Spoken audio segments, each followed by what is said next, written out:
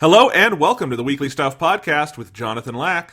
And Sean Chapman. We are here to talk about stuff. This week on the show, we are finally diving back into the world of Middle-earth with the next episode in our retrospective series looking at the original Lord of the Rings trilogy by Peter Jackson, the films obviously. Talking about the books a little bit as well. I know you've probably got your copy somewhere handy. I have. I do not. But... Oh, okay. Well, I have two here, so I've got enough for both of us. But yes, we back in, I think it was March. It was episode 277 of this podcast. We talked about the Fellowship of the Ring because we had been in a good mode for a while, where we were taking looks back at important movies from. It wound up mostly being from our youth. We did the Star Wars prequels, we did the Sam Raimi Spider-Man trilogy, we took a quick detour into the original Star Wars trilogy just for fun, and then we decided to come around to Lord of the Rings, and then life got in the way, and neither of us had time for about 3 months to watch a 4-hour movie. Yeah, because it really was the limiting factor was these are very long movies. Very, very long movies. And we like that about them, yes. But that means we wanted to give them the attention they deserve. Yeah, because when you think about it, it would be basically dedicating. If you assume with average one of our podcasts about 3 hours long, this movie is about 4 hours long. That's 7 hours on a weekend to dedicate to the podcast, which when you're in the middle of student teaching was not always the most intelligent way to spend the time. And it's really more than that, because I know you and I both think about these things. Sometimes we write notes. Sometimes I read several chapters of the Tolkien just to refresh myself on the literary Battle of Helm's Deep, so we can talk about that. So it winds up being more, but I'm very excited to finally get back around to it. I don't know about you, Sean. I did have to go back and listen to podcast 277, or at least part of it, to refresh my memory on what the hell we talked about with Fellowship. But I'm glad that you did that, because I thought about doing it, and then I was like, I'm not going to have time to do that. That's fine. So it was like, I think I vaguely remember what we talked about, and I'll let Jonathan, you're the host, so you're the one that has to remember all that kind of shit. That's not my job. Exactly. That's your job on Weekly Suit Gundam. Yes, Weekly Suit Gundam, the special miniseries podcast I host, where we take a look through Universal Century Gundam, through the original Gundam series, Mobile Suit Gundam, sometimes known as Gundam 0079. We just put out our second part, so we're through episodes 1 to 13. And if people want to keep up, you can watch episodes 14 to 25, because that's the next one we're going to do, is going to cover those. Yep, and it'll come out not this coming Thursday, but a week from Thursday will be the next one. That's the plan, is those will come out every other Thursday unless something goes wrong, but we're having a lot of fun with it. Those ones are also on YouTube, and I've put together some fun graphics for the YouTube version, which you should watch, if for no other reason than to see the fun graphics. But yes, we've got a lot of stuff going on. I'm excited to talk about The Two Towers. I think you and I both love this movie. Oh, absolutely. Yeah, it's fantastic. It's been, as we talked about for the Fellowship one, it has been a while since I went back to these movies, so it felt really good to... And it was actually kind of interesting doing this, because it's been a very long time since I did Fellowship, and then a long period, which was not originally intended, but a long period before watching The Two Towers. And there's something interesting about... It helped me sort of gauge better at the beginning of the movie how it onboards the viewer and kind of what they do to bring the viewer back in after you've been away for a while. Because that's how it was in theaters. You took a year off. So, absolutely, yeah. Very excited to talk about that. We don't have a ton else in the books today. I really didn't find any news I thought we should mention. I think we're going to do a little bit of stuff. One thing we're not going to talk about on this episode, though we might record it today, is, Sean, you finished Game of Thrones. I have, yes. I reached a point with Game of Thrones where I was very close to the end, and it was that brief moment with E3 and some of that stuff where I was out of Game of Thrones for like a week or so, and I was like, and I dived back into it, and at first I was reinvigorated, and then very, very quickly I was not reinvigorated, and I was the opposite of, I was de-invigorated, and it was just like, oh God, even though it's like season 7 and 8 are basically about like a little bit longer than the length of a normal season of Game of Thrones, it felt like it took forever. So I just had a night where I watched like 4 episodes of Game of Thrones. Oh God. And it was like, because I knew if I didn't do it, I would never finish it. And I was like, I need to actually see this through to its conclusion and get the proper context for how fucking amazingly they screw the landing on that one. So we are going to, it'll come out next week. We're not sure when we're going to record it.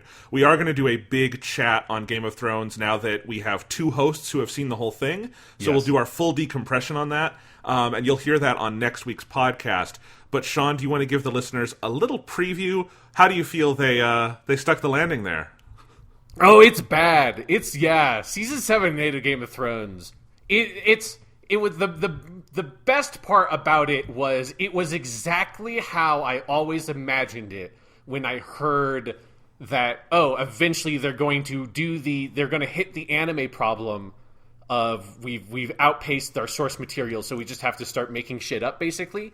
And it is so exactly that. It is 100% the anime only ending for Game of Thrones, and it's in every single pitfall I've ever seen anime that does that run into. Game of Thrones hits every single fucking one of them, only it does it with like 90-minute long episodes and like what looks like a $20 million fucking dollar budget per episode, right? Like it's the most ridiculously expensive TV show I've ever seen in those last 2 seasons for the stupidest, worst fucking shit you could probably put on a TV show that has that kind of budget.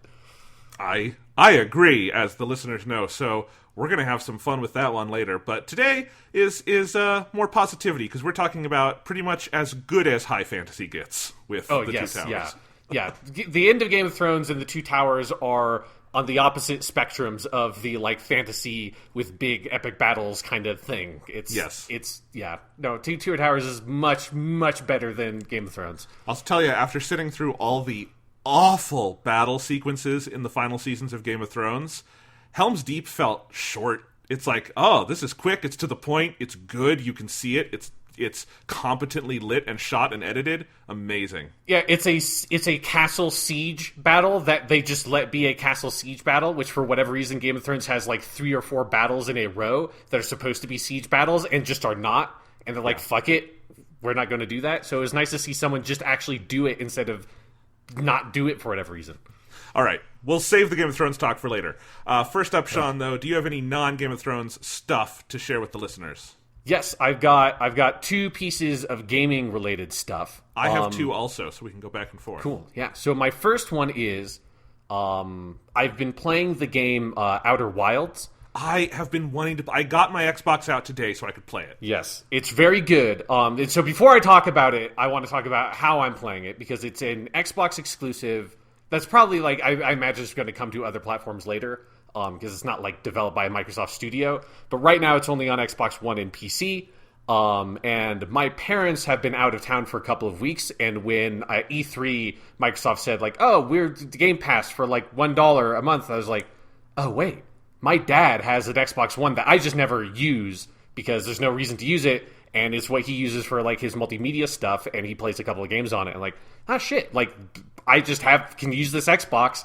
It will be exactly like that summer, Jonathan, when you left and you left me your PS3 at the condo and your shitty fucking PS3 controller, and I played through like 15 video games in like 2 months, and it was like I played like all the Uncharted games, and I played all the God of War games, and like Killzone 2 and 3, and the Infamous games, and Journey, and Tokyo Jungle, and Last of Us. Like I played all the big PS3 games that summer. I was like, I can do that now with Xbox and only have to pay $1 a month. And I knew for sure I wanted to play Outer Wilds because it sounded really cool. And so then I got Game Pass, and I was like, cool, let me look at what's on Game Pass. And I realized there's really, if I'm very generous, and very, very generous with this, there are, outside of Outer Wilds, there are only 3 other things on the Xbox One that I kind of want to play. I want to play some Forza Horizon 4, which I think I'm close to the end of Outer Wilds, so that's probably what I'm going to do next. I kind of want to check out State of Decay 2, kind of, just out of curiosity. And then there was a part of me where I was like, maybe I should just play through the campaign of Gears of War 4. And Don't. It's so bad, Sean. I almost started downloading Gears of War 4 just to be like, like if I have the time, I'll just check it out. And then I realized Gears of War 4 is 100 fucking gigabytes. Yeah. And this Xbox One only has the original, because this is an original model Xbox One from like a year or so after that console came out. It's only got the standard 500 gigabyte hard drive. I wasn't going to delete a bunch of shit so I could download Gears of War 4 so that I could maybe play a couple levels of the campaign. And it was just kind of astounding to me Yeah, because there's some other stuff of like Sea of Thieves that is on there, but I'm just not interested in at all. And it was kind of amazing to look at like, yeah, no, really, the only thing the Xbox has that I really give a shit about is this one indie game that's going to be on everything in like a couple of months, and then the Forza games. And I only really need one of those. I only need to play Forza Horizon 4. I don't need to see the beginning of the epic Forza Horizon saga. Although and go back to Forza Horizon 1. If you just want to play 1 and you don't care about which one it is, I would play 3 because Australia is a lot cooler than London. Well, 4 is the one that's on Game Pass. So 3 isn't on Game Pass? I think because I'm pretty sure games cycle out of Game Pass. Weird. So okay. It was on Game Pass at one point, and then I was not. So that's fair. Is Cuphead on Game Pass? No. Okay, because I was going to say that's the one I would recommend, but okay, yeah, I don't get it. That's like one of Microsoft's only feathers in their caps from the last like 5 years, and it's not on their game service. So yeah, I don't get it. Yeah, it was just very funny to me because even then, like I like the aesthetic of Cuphead, but I'm not a big like action platformer guy, so it's like even then I would only check it out if it was on Game Pass. I would not go out of my way to play it, right? And that was my point. It's like if you were paying $1, I would say at least load it up and look at the art and see if you like it. Like there's no harm, and it is not 100 gigabytes. Yes, but Sean, I have been hearing people talk about Outer Wilds. I just finished up the game I've been playing, and I'll tell you about that later.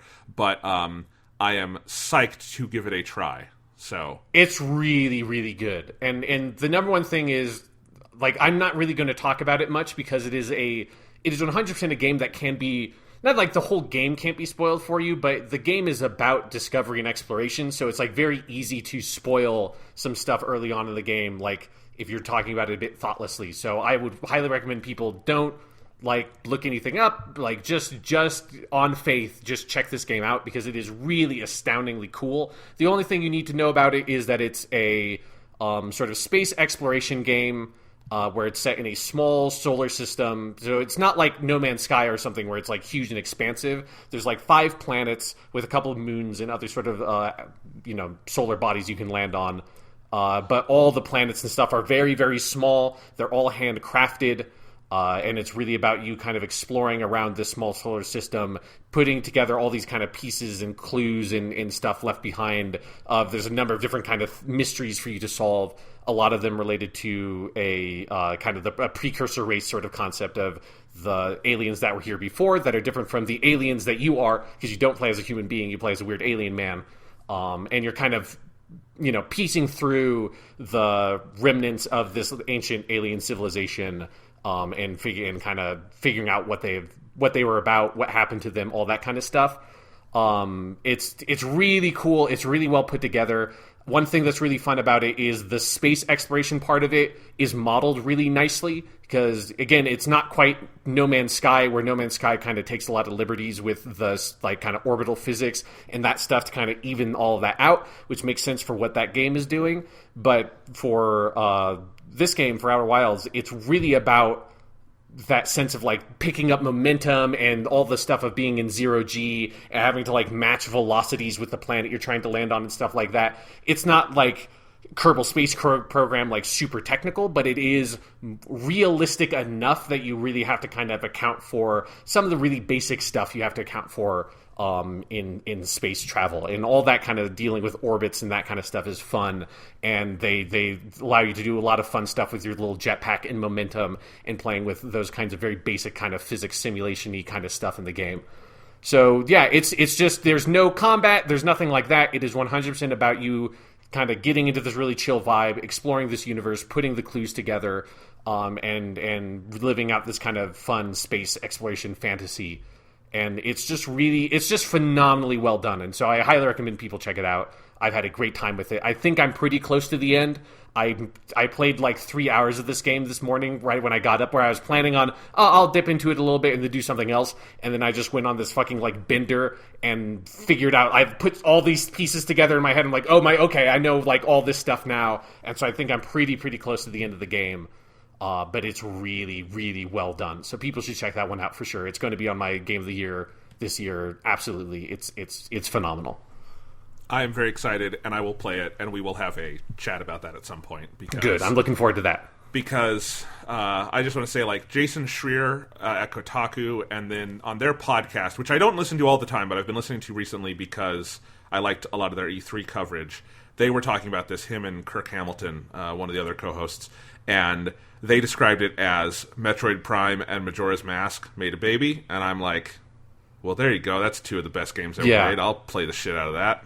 I think my like version of that, my elevator pitch for the game would more be, it's if you put No Man's Sky, Gone Home, and Majora's Mask into a blender. That's to me what this game is. I can see the Metroid Prime part too, but that still sounds really good to me. So yes, no, it's fucking really good. It's a great game. Yes, I am excited. I'll talk to you guys. So let me go ahead. I will talk about a game I beat today, because you talked about getting up this morning and playing a bunch of a game. I got up this morning and played way less of this game than I thought, because I didn't realize I was at the end.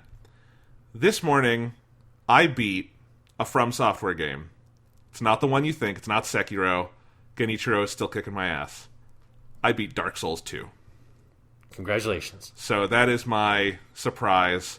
And, you know, Sean, you were someone who had a lot of mixed feelings on Dark Souls 2. I actually went back and listened to those podcasts and listened to your real-time, like, at the beginning, like, this is cool, to, why won't this game fucking end? And then, I have to say, my reaction to this game can pretty well be summed up by, I got up this morning, I sat down and I was playing it a little bit, didn't realize I was at the end. I was at the end, I beat the game, and I felt no sense of accomplishment at all. And I put the controller down and just sat there sadly for a little bit as the credits rolled. And it was pretty much the polar opposite of beating Dark Souls 1 a couple weeks ago. Dark Souls 2 is not a good video game. It's okay. Interesting, yeah. I was curious. I was really curious what your reaction would be, because Dark Souls 2 is a fairly polarizing game within the From Software game. Like, there are some people for whom Dark Souls 2 is like their favorite Dark Souls game. But it's evidently both of us are not a part of that faction, and it's easily my least favorite of all of those games. Yeah, I shouldn't say it's not a good game. It's a good game. It's fine. Like it's not like it's unplayable or anything like that. I mean, if you have not played Dark Souls 1 and you played Dark Souls 2, I bet you'd think Dark Souls 2 is really fucking good. Because if you go in to it, especially for you, I imagine this must have been like elevated for you, like fresh off of Dark Souls 1. Like, Dark Souls 1, like, Dark Souls 2 just doesn't do much differently from Dark Souls 1, and Dark Souls 1 does everything that Dark Souls 2 does, but just does it much better. And there's nothing Dark Souls 2 does better except for some graphical things, which I don't care so much about. But everything else Dark Souls 2 does, Dark Souls 1 does better, and the places where it tries to differentiate itself, I think it does it poorly. So, like, here's the thing, though. I'm split on it, because as I was playing it, there would be cycles where I was very bored, and then there would be cycles where I'm like, this part's really good. And I think there is a great game somewhere in Dark Souls 2. Mm-hmm. But I think it is buried under layers of excess and mechanical and thematic confusion and just kind of sloppy world building, where, if you don't know, Dark Souls 1 is this big interconnected world, and you can pretty much get from any point on the Dark Souls 1 map to anywhere else on the map. Just, you can go there, right? You might have to beat some bosses on the way, but you can, especially near the end of the game, you can just walk over the whole map. And one of the great things about Dark Souls 1 is the sense of continuity in geography. Like, the path to Anor Londo and everything you do to get up there, it feels like you are going through a continuous, existing physical world that would naturally have this big, not naturally, but it would, in the world that has been built out, have this big fortress on top of those cliffs, right?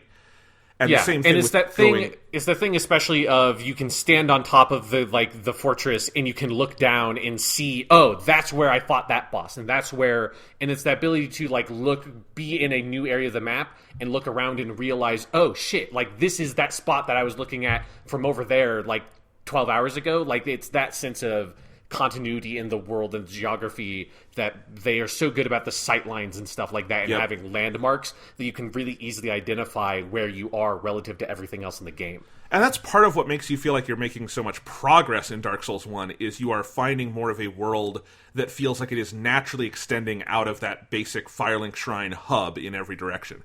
And, like, if you it's been a couple weeks, but if you plopped me down in Dark Souls 1 in any location and said, go to this location, just pick a location out of a hat, I could get there. I could, from memory, I could go there. Jonathan, I haven't played that game in about 6 years, and I could do that. I can do it in my head, right? Yes. Like, that's how well it sort of crafts those levels in that world together. Dark Souls 2 doesn't even attempt that, and that doesn't so much disappoint me in and of itself. It's the way Dark Souls 2 is. You have your hub world, which is Modula, and then you have all these other places that kind of branch out from it. But and that's theoretically okay. Like Metroid Prime 3 does not do the Metroid Prime 1 thing of being one world to Talon 4, which is kind of like Lordran in Dark Souls 1. Metroid Prime 3 just has a series of planets, and each one of those is its own kind of world that is just smaller but still interconnected. I was hoping Dark Souls 2 would kind of be like that, and that would be fine, but it's not that at all. It's just this series of completely disconnected environments. Like, it feels like the development team was probably just, they had different teams making different environments, and they kind of just slapped it all together, and it feels very Frankenstein-esque, because even if you go along one continuous path, from Majula to the Forest of the Fallen Giants and into something else and something else and something else, it makes absolutely no sense, the geography of the world, from one place to the next, even when they're strung together. And what's worse than that is the game mechanically really encourages kind of breaking up the geography of the game. So, like, Dark Souls 1 does not give you fast travel until after Anor Londo. Mm-hmm. You have to beat Ornstein and Smaug and do a ton of the game to get there. And then you have fast travel, so by the time you can do fast travel in Dark Souls 1, you know the map. And in Dark Souls 2, you get it right off the bat, and the way it's built is you basically have to use fast travel for a lot of it, so it encourages never learning the map. And if you told me, go from Majula to, I don't know, the No Man's Wharf is an early area, and I like No Man's Wharf, I wouldn't fucking know how to get there, because you never have to do it, and it doesn't even make sense where it is in the world. So, like, a lot of the individual environments are very cool. Like, I liked No Man's Wharf. I liked the Forest of the Fallen Giants. I liked, near the end, there's the Dragon Shrine area, which is the best part. Cool. That area is really cool. But, like, for every one of those, you get another one that just feels kind of like recycled ideas from Dark Souls 1, or just kind of bland. And none of it fits together in any way that's clear, because it has the same storytelling style as Dark Souls 1, but I don't think that storytelling style works at all without a world that you can tell the story through. And Dark Souls 1 tells the story through the world. And I don't know if I could vocalize for you the story of Dark Souls 1, but I sure as hell felt it. Mm-hmm. And I didn't feel a story or anything of impact playing Dark Souls 2. So that's one major issue with that game. Absolutely. Like, yeah. And to illustrate your point about, like, the levels not being logically connected, I think this is the one. In my memory, there's one where you're in, like, the swamp area, and you get into, like, the elevator at the end of that area, and the elevator, like, goes up or down, wherever it goes, and you just end up in, like, a volcano, hell, like, fire, Iron Fortress or whatever. And it's like, how the fuck are these two spots next to each other? Like, it doesn't make sense how this elevator can even go from here to there. There's no way for that to logically fit together. And as you say, like, that sort of spoils a lot of the storytelling style in the From Software games, because a big part of what they do with the story is you looking at the environment and the placement of items and like objects and stuff in the environment and kind of piece together, oh shit, okay, so this is like that clan of warriors referenced in this scimitar I picked, or whatever it is, you know. It's kind of you making all these logical connections that rely on there being a logic to this whole world,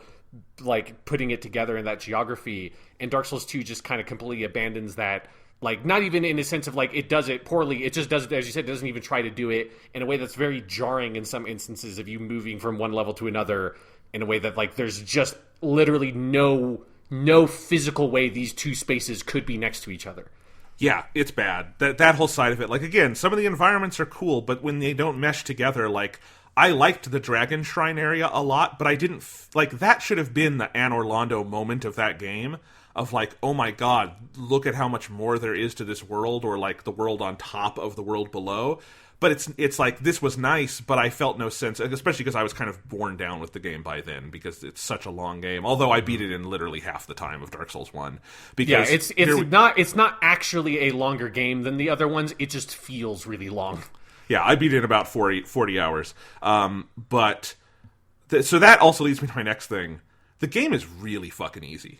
Like, it is, it's just easy. Like, there are parts where I had some Like there was only one boss I had any particular difficulty with, and that was only because this game loves a lot of annoying fucking things in terms of game design, but one thing it loves is putting the bonfire as far as fucking possible away from the boss and having you go through an unendurable gauntlet to get to that boss, and basically you have to do it 12 times to clear out the enemies, because the enemies disappear after 10 to 15 times in this game, which is different than the other ones, and it's just fucking annoying. Anyway, but overall, the bosses, I one-shotted more of them than I didn't, honestly. Mm-hmm. Yeah. Like, just walked in, hack. I mean, here's how easy this game is, Sean.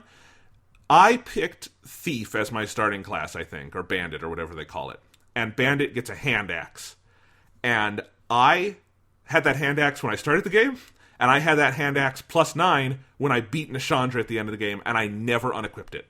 I had that hand axe. That was my melee weapon. And I also had a short bow and a crossbow, just for ranged stuff. That's all I needed. And I got all these other weapons, and I never used them. And one of my favorite things in Dark Souls 1 is when it would kind of force me to, like, reevaluate my strategy and try new things. And, like, one of my recommendations to new players in Dark Souls 1 would be learn a couple weapons. Like, have 3 or 4 you feel good with, because that'll help you. No, you don't need to in Dark Souls 2. It's not just that I got good at Dark Souls, or good-ish, good enough to beat the first one.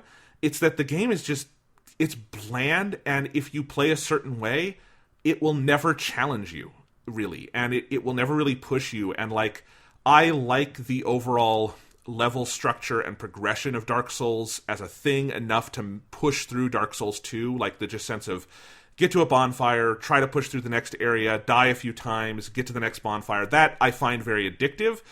I was pretty tired of it by the end of Dark Souls 2 because there was just nothing pushing back against me. I never felt I was getting better or learning anything, and I don't know. There were times where I was just like, I want a boss to kick my ass. And the few times I had difficulty, I felt like it was because the game loves some really annoying shit. Like, Dark Souls 2 loves, more than I have ever loved anything, person, place, or thing, throwing a dozen enemies at you in one room and just fucking massacring you, and then you have to figure out a way to, like, stand through a fucking window and shoot down enough of them that you can go in and then fight, because the Dark Souls combat system is not built for multi-enemy combat. Yeah. Yeah, like, anytime you do multi-enemy combat, it's, like, meant to be very tricky, and so the other games use it very sparingly. And yeah, my memory of Dark Souls 2 was... So there's a couple of things of, like, one, yeah, there's a lot of more, like, kind of multi-enemy encounters that are, like, very difficult to avoid turning it into a multi-enemy encounter. But especially, like, Dark Souls 2 just has a metric fucking shit ton of bosses. Yes. Most of the bosses are fairly easy, are usually very, very similar to other bosses you've already fought. And one of the things they then like to do to try to make them somewhat harder is that Dark Souls 2 has by far the most multi-boss boss fights in any of these games. Like, Dark Souls 1 has 2. I think, like, Dark Souls 3 has, I think, maybe only 1. Maybe Dark Souls 3 has 2. But I feel like Dark Souls 2 has, like, 4 or 5. Like, it does. It has a bunch of them. And Dark Souls 1 makes it count, because Ornstein and Smaug is the hardest fucking thing in that game. And that's the big 2-enemy boss fight of that game. And then, yeah, it's like every other boss in Dark Souls 2 at a certain point, and they're not that hard. You figure it out pretty easily. I will say my favorite moment in the game did come from a multi-enemy encounter where there's a boss. It's the last of the 4 great souls you have to get, and it's this big spider lady. I think it's like the Duke's beloved spider or something like that. And you have to go way down, and that is one where they put the bonfire so ridiculously far away from the boss, and you have to go down, down, down, and fight just these gauntlets of, like, what they do is they love to throw, like, 20 spiders at you. I don't know if you remember that, Sean, but, like... I do not. I have no memory of this boss at all, which says something about Dark Souls 2, because I don't think you could mention a boss from Dark Souls 1, Bloodborne, maybe a couple from Dark Souls 3, but those other games... I know all the bosses in those games, even though I have only ever played those games through all the way once. Yeah, but no, this is big spider lady, and there's a bunch of spiders in the environment. This is one of the better environments in the game, and the spider boss is an okay boss. She kicked my ass a couple of times, and then I realized how to do it, and it was fine. But at the end of that, so what I wound up finally doing, because there were just so many of these enemies, and I did not want to grind for 2 hours and clear the enemies out until there was nothing there. So I just got good at running through the enemies, getting to the White Mist Gate, and going through it with a bunch of enemies on my tail, right? And so I did that, went in, beat the boss, and then the White Mist Gate disappears, but I forgot that all the enemies were back there waiting for me, and so I went and I grabbed something, and I turned around, and they're all coming at me, and I'm like, okay, we're doing this. And it was like, because it was like 20 spiders and a bunch of the big zombie dudes and like a magician. And they're all just swarming at me. And there's no time to like reassess strategy. It's just I like raise my shield and I grab my axe and I'm like, I'm going to hammer R1.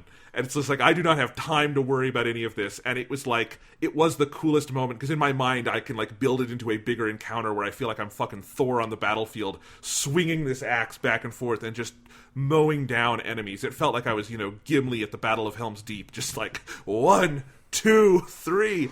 That was my favorite moment in Dark Souls 2, and it really was not a game design thing. It was just a weird side effect of how I decided to approach the boss. Yeah, because I feel like usually when you have enemies that are like you do the thing of I'm running through them instead of trying to fight them, and then I'm aggroing them by get through the fog gate before they can attack me. When you do that in other Dark Souls games, then those enemies de-aggro and like they go back to wherever they're like normally at. So that's funny that for that one, apparently maybe that's just a thing in Dark Souls 2. No, Dark Souls 2 does not, because this happened a couple of times where... Okay. Yeah, they would come in after me. Like, also after, I think there's the big dragon you have to fight to get up to the dragon shrine. There's a bunch of statues coming after you, and, like, it's a bunch of statues and these big ogre dudes in this tiny little hallway, and I was just like, I am not putting in the time to figuring out how to fight these fucking guys in this tiny little space. So I'm just like, I'm running through, and then, I got totally slaughtered, but I'm like, I kind of don't care anymore, because I'm already level 150, because you level up crazy fast in the game also. But yeah, again, there are things I like about it. And when I say I think there's a great game hiding within it, one, I like the setup of the game, where the premise is that you have a curse on you, but you had a different life. Like you were off in a different land, you had a family, and you are cursed now, and you have left and fled to a foreign land to try to figure out how to remove the curse, and that's how you get to Drong Lake, the kingdom of Dark Souls 2.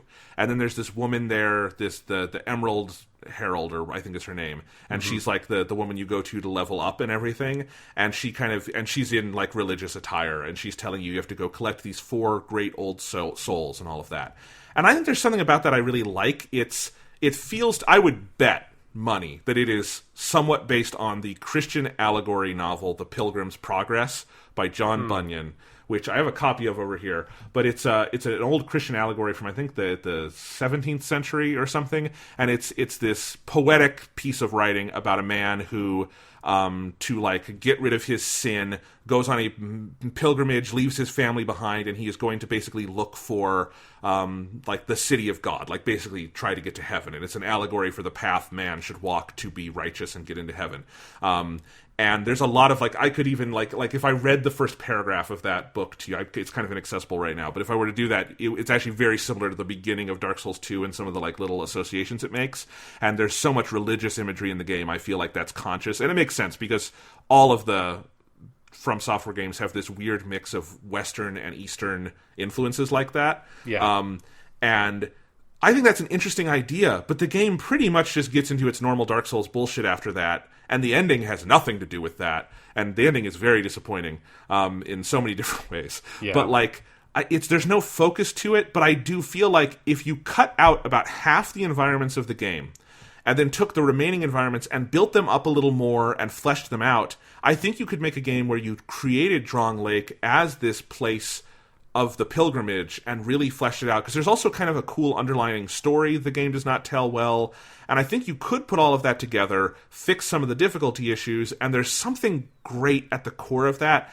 It doesn't feel like it came together at any point, and it is weird to me because it's not like they pawned this off to some third-party studio. It's FromSoft. It's not Miyazaki directing, but it's also not like he had nothing at all to do with it. His name is still on the game. And is he that much of like a video game auteur that he has that much of an influence? Because it feels like since Demon's Souls, that's the only major game they've done without him in the director's chair. and it is the one that is clearly the most different and probably most controversial among fans. Yeah, no, that's my feeling on it also. Yeah, so it's weird to me, but yeah. So I'm done with it. I will probably check out Outer Wilds. I'll take another shot at Sekiro. I'm trying with Sekiro, but I don't know, man. I can get through Genichiro's first phase now reliably, and then he just / kills you, and there's nothing you can fucking do about it, and I throw my controller and get sad. So, I don't know. I will say that I am living proof that there's something you can do about it, so. I know. I feel like it can be done. Yeah. I don't know. Maybe Dark Souls 2 flushed the Dark Souls, like, madness out of my system enough that now Sekiro will be different to me or something. I don't know. Because now I feel like I do want to play Dark Souls 3 at some point, and you have said many times that it's really good. Yeah, I like Dark Souls 3 a lot. Like, it's definitely better. For me, it's not as good as Dark Souls 1. It's not as good as Bloodborne, but it's much better than Dark Souls 2. Yeah. So one day I will play that. I'm going to have to take a break from Dark Souls. Maybe I'll take another shot with Sekiro. But anyway, that is my FromSoft update. And Dark Souls 2, you're not that good. I'm sorry, but it's okay. Yeah, there was a part of me because I was just like, I wonder if Jonathan will actually, because there again, I feel like there's a group of people that are trying to like, I don't know, that's a weird way to phrase it, but there's a group of people that really like that game, and I've been wondering if like the public perception, not public perception, but like the niche sort of like From Software perception on it is going to flip at some point, and it looked like maybe it was going to for a little bit, and then people are like, no, actually Dark Souls 2 is not that good. No.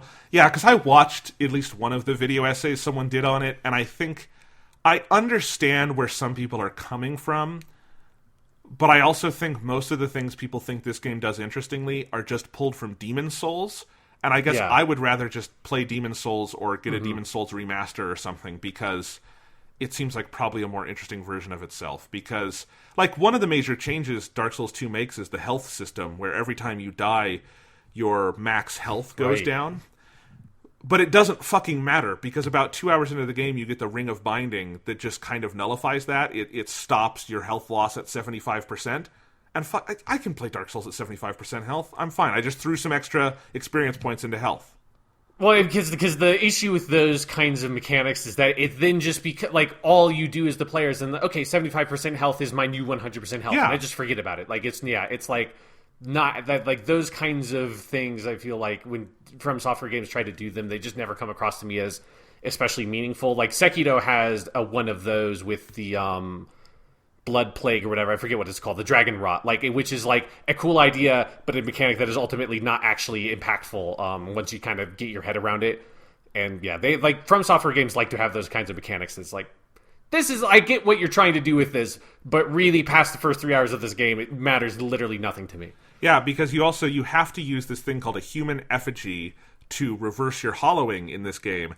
And I will tell you, in Dark Souls 1, I was like begging for humanities all over that game because they're very sparse. And by the end, I had a good amount built up because I knew the game better. But like still, humanity is sort of in short supply in Dark Souls 1, and it's a fun mechanic to engage with, I think.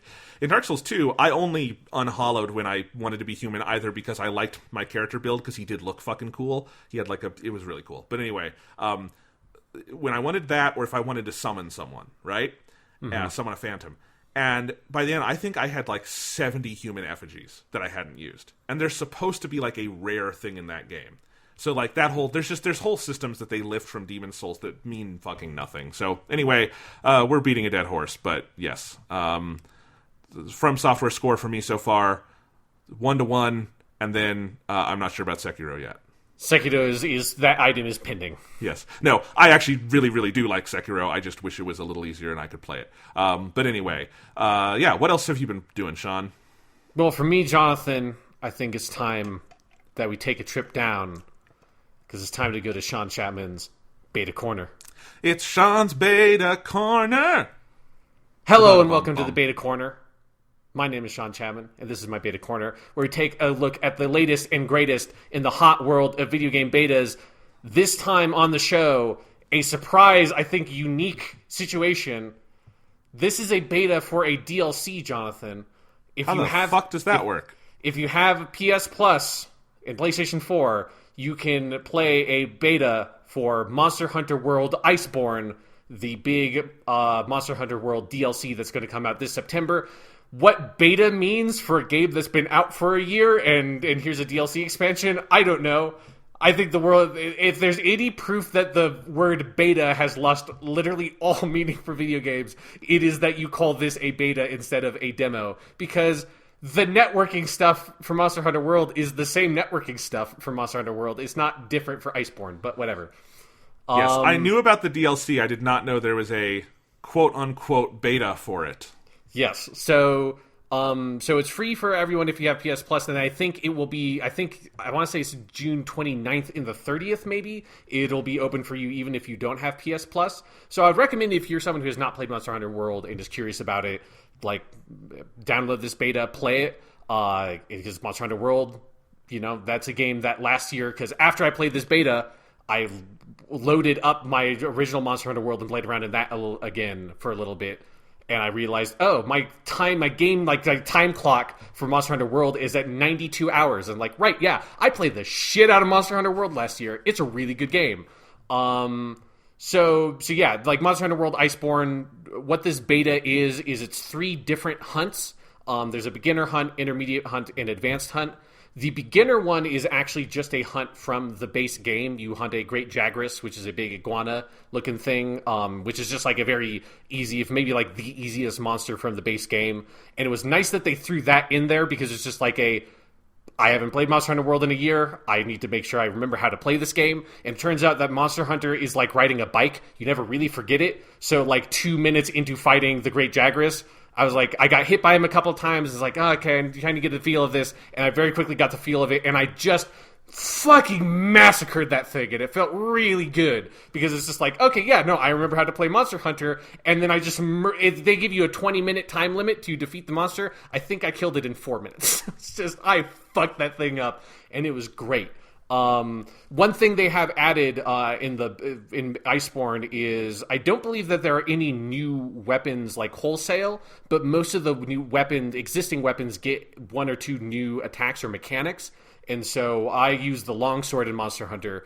And Monster Hunter is the kind of game where eventually you kind of pick a weapon and kind of master that weapon and sort of stick with it. So I just used the longsword in this beta because it's I'm not going to try to learn a new weapon and fight monsters I don't know.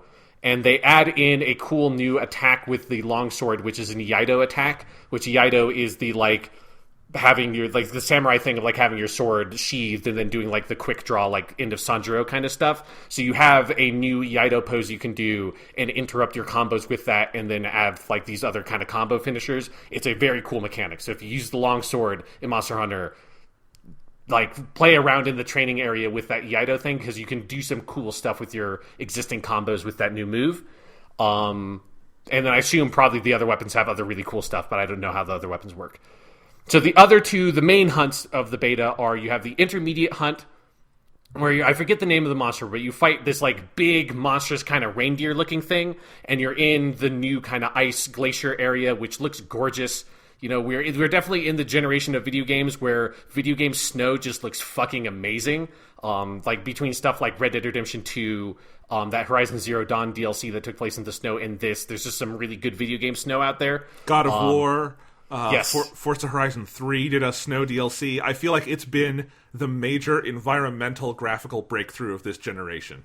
Yeah, I feel it's a combination of 2 things. It's the really, really good lighting on snow. You just it looks so good. And then we've just gotten really good at snow, depressions and stuff in the snow. So if you seeing walking around and you see your footsteps and you roll around and there's the snow gets all kind of fucked up after you fight a monster in that area. It does all that and it's very cool.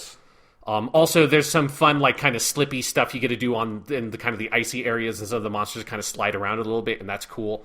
But yeah, so you're in the new snow area, you fight this big reindeer guy. He's cool because he's got these big antlers, and he has this attack he does where he kind of uses his antlers to dig up all the snow and rocks and big ice chunks, and he just makes a big fucking rocky snowball out of it and balances it on his antlers and then throws it at you, and it's very cool. It's a very, very cool thing for a giant monster reindeer to do. But I beat that thing up. The main thing in the beta that was a lot of fun was the expert hunt, which is against a monster called the Tigrex, which I believe is a returning monster from past Monster Hunter games that was not put into World yet. And he's like this very mean kind of like reptile tiger kind of creature. And he's very fast. He pounces on you from very far away. And he's a really, really difficult monster because there are very short windows for you to be able to attack him. And so the first time I fought him, I actually lost because I ran out of time, because they have a 20-minute time limit, which usually in Monster Hunter World is a 50-minute time limit. So for the beta, they kind of constrict it. So I ran out of time on my first fight. But by the time I got to the end of it, I kind of figured him out. So I went right back in and fought him again. And the second time through was really cool because I started doing really well against him. And then I damaged him enough that he ran away to a different area. So I followed him. And then in this area, there's one of those big reindeer motherfuckers in there. And all of a sudden it's like, oh shit, here we go. Now this is the Monster Hunter World thing. The last time I did this hunt, I never saw another one of the reindeer things. He was not in the same area. This time around, all of a sudden, I'm trying to sort of manage the big reindeer monster from the last hunt, and now this Tigrex thing, then they're like kind of jumping on each other and fighting, and I'm kind of trying to jockey for position and get in there and get some hits in.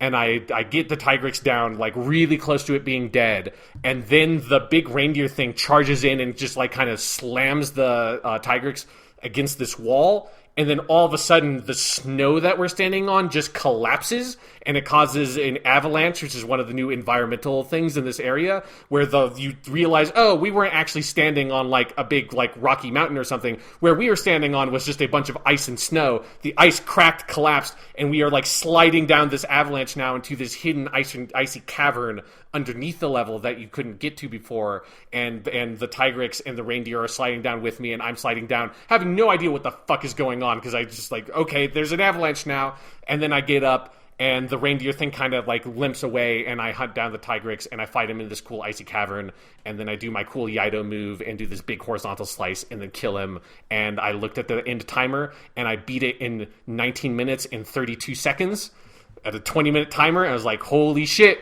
Monster Hunter World is really fucking good. So then I loaded up Monster Hunter World and then played Monster Hunter World and fucked around in the base game for like 5 hours. Nice. I am very pro this trend of really cool games getting snow DLC. Yes. Forza did it, Horizon did it, this did it.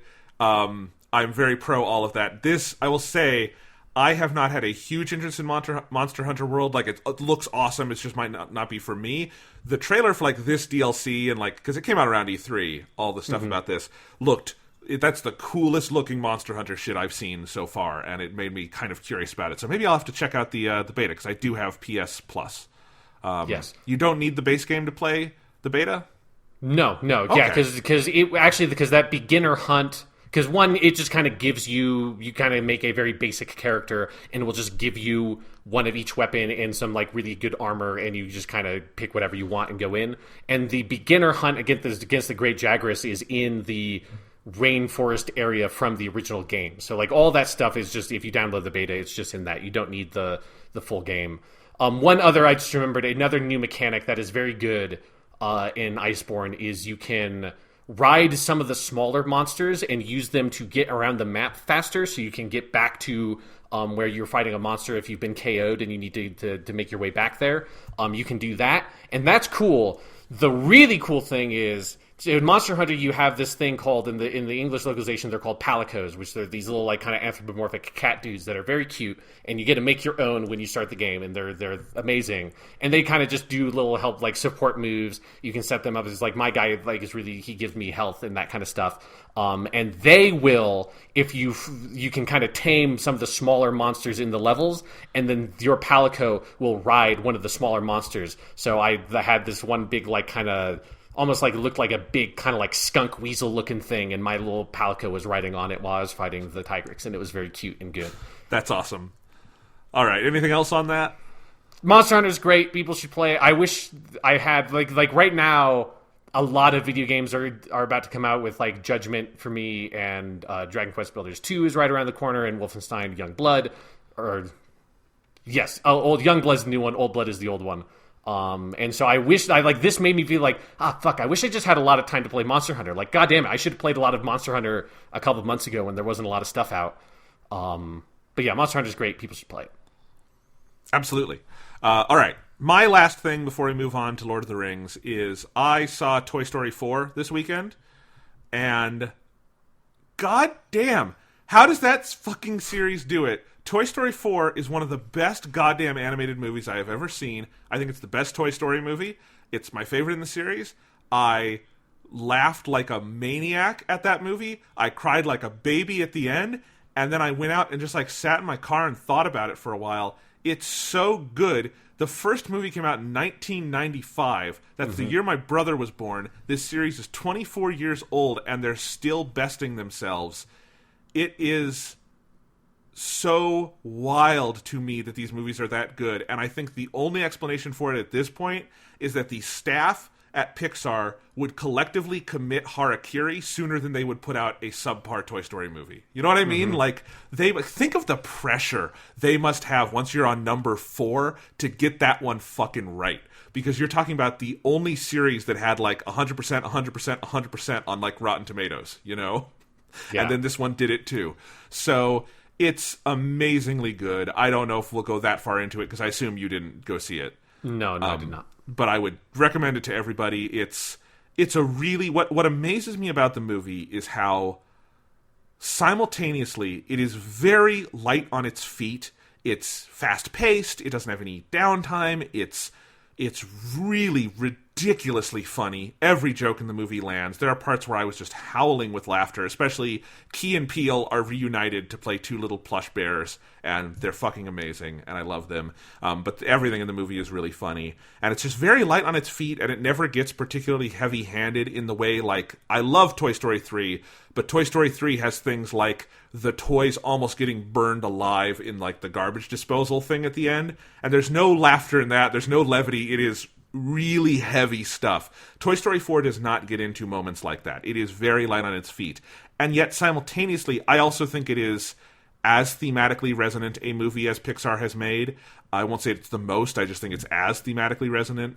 Because what it does is I think we all assumed after Toy Story 3, because that movie, if you've forgotten, ends with the toys getting given to a new child and kind of moving on with life after Andy, their original owner, which was kind of the big existential quandary of the original 3 Toy Story movies, all revolves around what will Woody do when Andy no longer wants to play with him. And I think Toy Story 3 kind of was like, okay, this is the end. They've moved on, they've let go, they have another child. And what Toy Story 4 does, kind of self-reflexively, because it's the movie made after they ended the series, is it kind of takes that logical next step and is like, okay, but it's going to happen again. Like, what is Woody's life?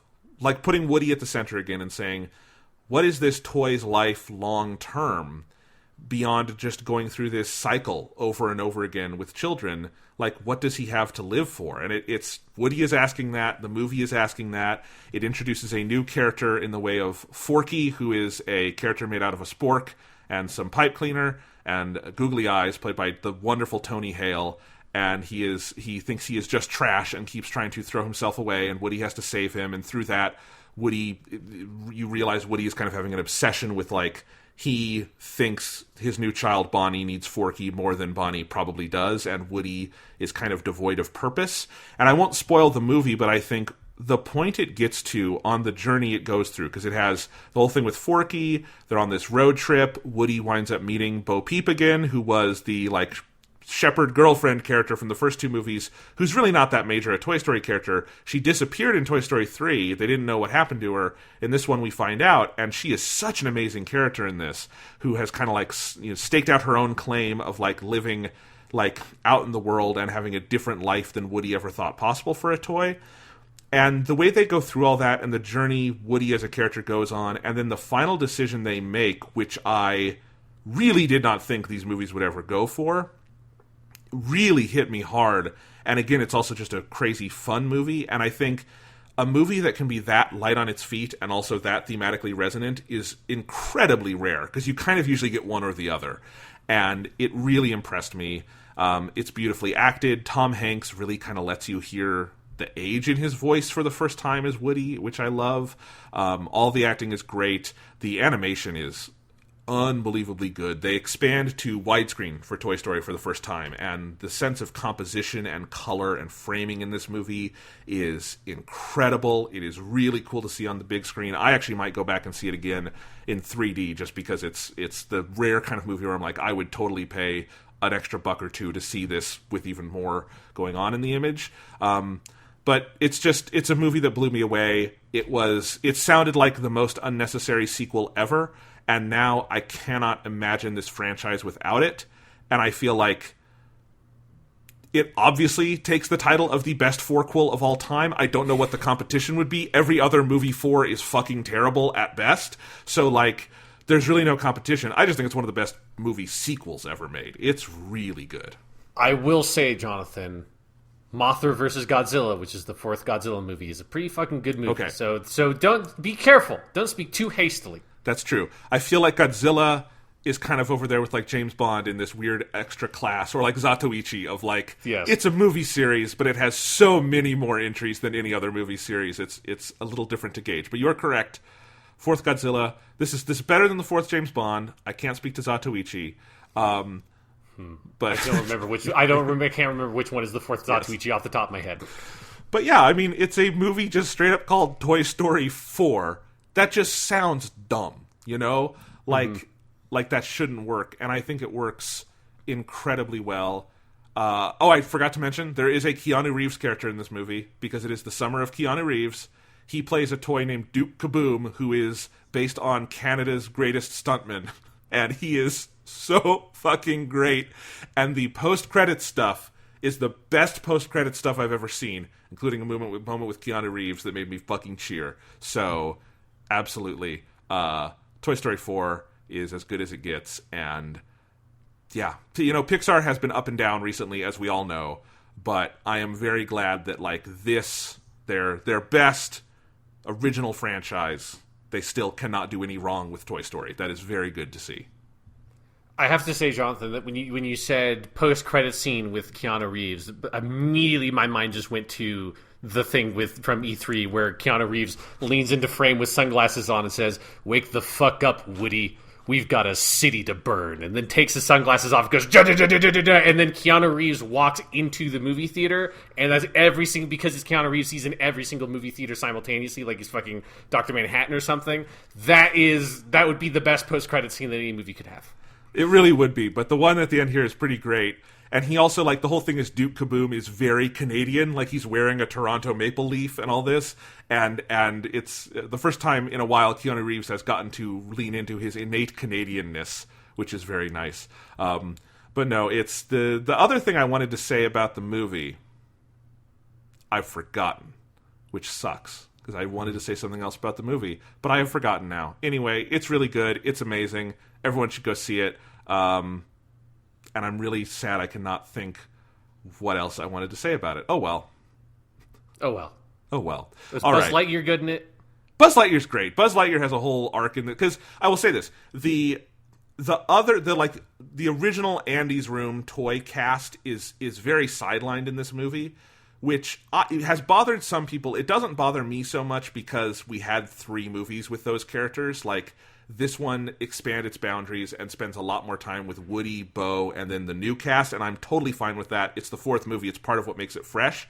Buzz has less in this movie than he does in the other ones. He's still really good, and the whole joke in this one is that Woody is talking to Buzz, and he says, "I'm trying to listen to my inner voice, but I don't know what it's trying to tell me." And Buzz he's so literal, he doesn't know what that means, so he just starts hitting the button on his chest that says, like, different lines in his voice box, and the whole movie Buzz is hitting that, hearing some random line like "we have to go to Mars" or something, and then he tries to, like, figure out how that applies to the situation. It's very funny. Because Buzz Lightyear is a great character. Even if Tim Allen is a bit of a prick. Yeah. Mm-hmm. Yeah. Oh well. But, okay, I remembered what I wanted to say. Okay. This movie is also fucking weird. That's the thing I wanted to say. You kind of heard it in my description. The Toy Story movies have always been pretty fucking weird, but this movie really leans the hell into it, and I love that about it. Like, the whole thing with Forky's just trying to kill himself for half this movie. He's throwing himself into the trash. You've got suicidal ideations. There's a scene where you have like a fluffy like toy that has been like disemboweled by a cat, and it's like lying there, and then the Key and Peele like toys are like, is that what we look like inside? That's terrifying. And then later on you meet the other half of that toy, and it's having to live with like its insides out and all of that. There's just so many like weird dark things going on. There's a running joke with this really creepy doll in this antique shop that is both horrifying and incredibly funny and will scar so many children, but in the best way. This movie's just fucking weird, and I love that about it.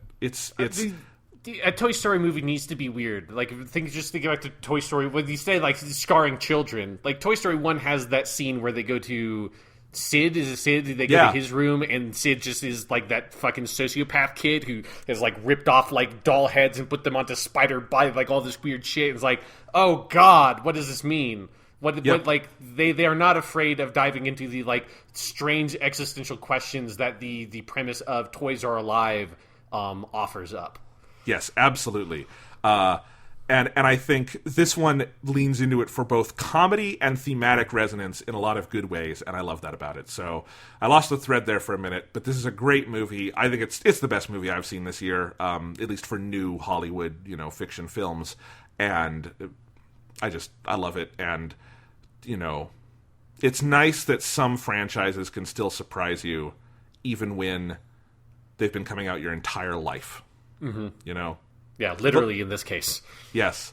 So let's talk about a different movie that we've been watching most of our life. Came out when we were 10. Yep. Lord of the Rings, The Two Towers. So we are continuing our revisitation project. We did this with Fellowship of the Ring a couple months ago, so now we're going to do it with The Two Towers, finish with The Return of the King in a couple of weeks. I hope we do not take 4 months to get to that one. We will definitely do our best. It will be much easier to do our best on that one this time around than it was for Fellowship of the Two Towers. Yes.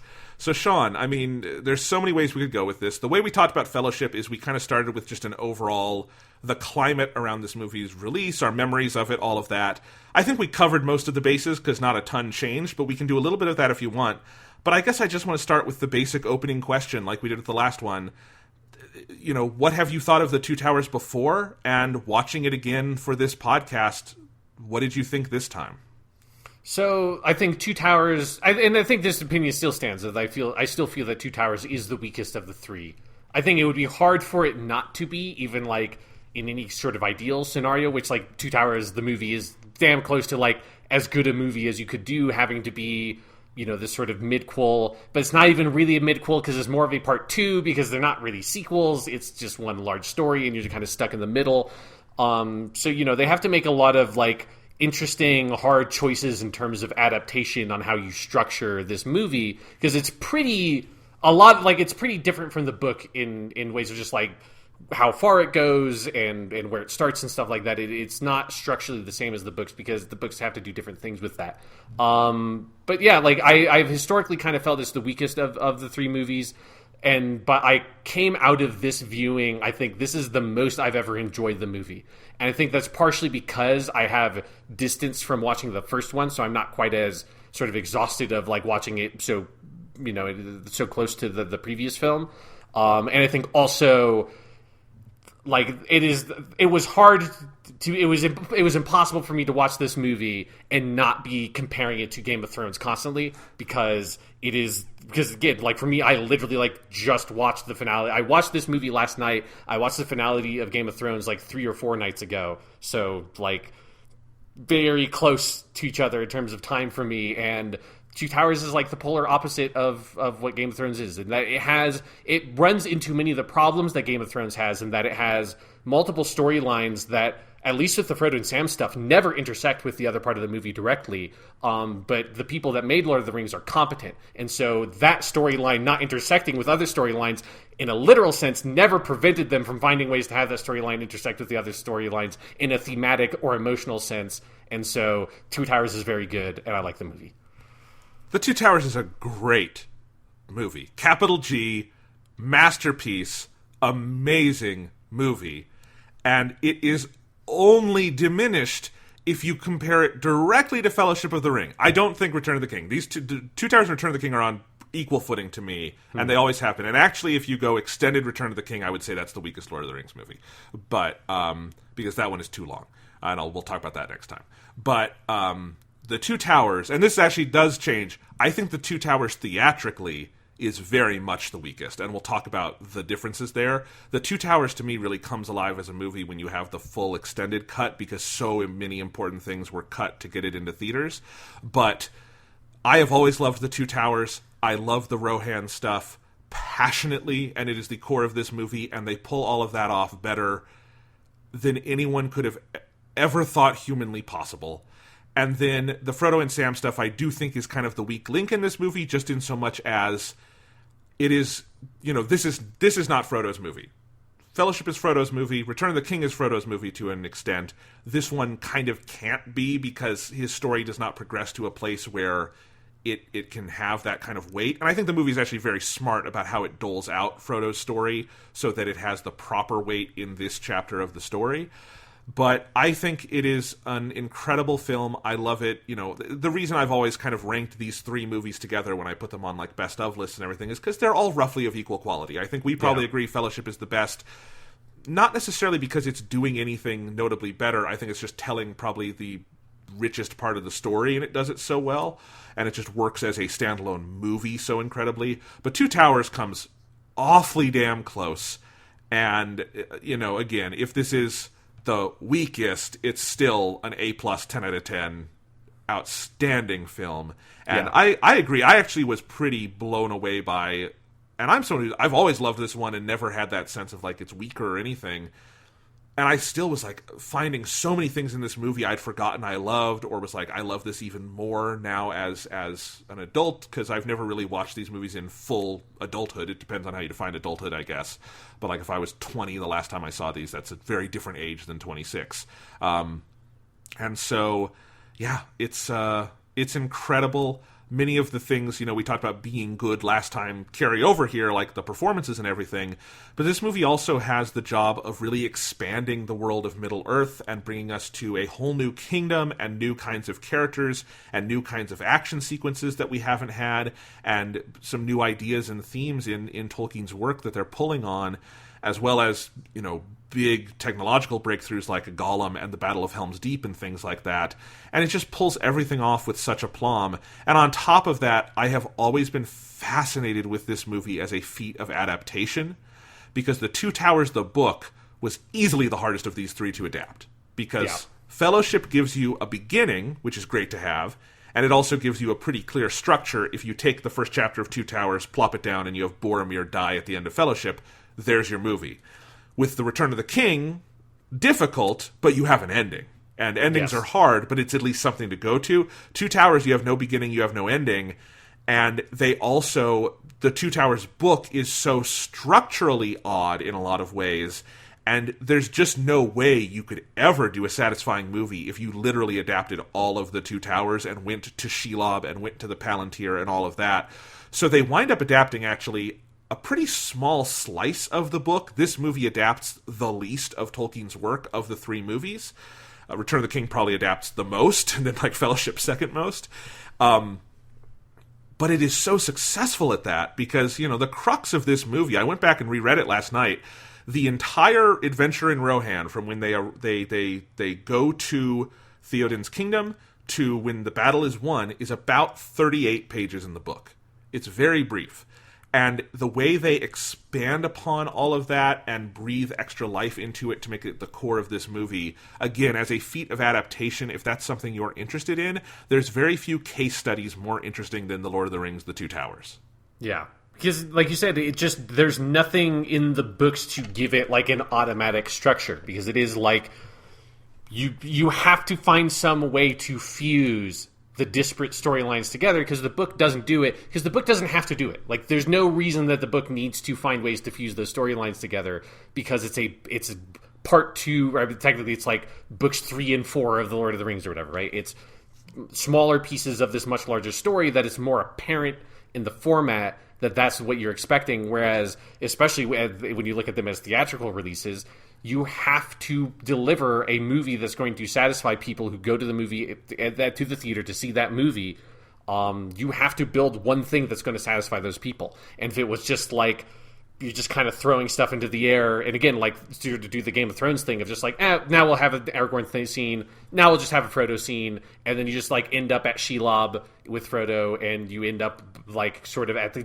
kind of the beginning of Return of the King with Aragorn and stuff. It's like just sort of formless and shapeless, and the way that they make cuts here and like decide where do you begin, where do you end, where do you expand, what do you adjust. So like, you know, they adjust some of the Ent stuff to have Merry and Pippin be more active, and like some stuff like that by the time you get to the end, you have that speech that Sam gives at the end of the movie that kind of is intercut with the climaxes of all three storylines that unifies everything together, and that all that is manufactured for this film, right? Like none of it is stuff that is they're taking directly from the book. It's inspired by themes and ideas from the books, but they are creating this moment in Osgiliath to create this climax for this film. And that's the thing that when I got to that moment, that was the thing I was most impressed by, and it was like, holy shit, they had an incredibly difficult task, and not only did they succeed at it, like they went above and beyond in terms of, as you say, like adapting this very difficult material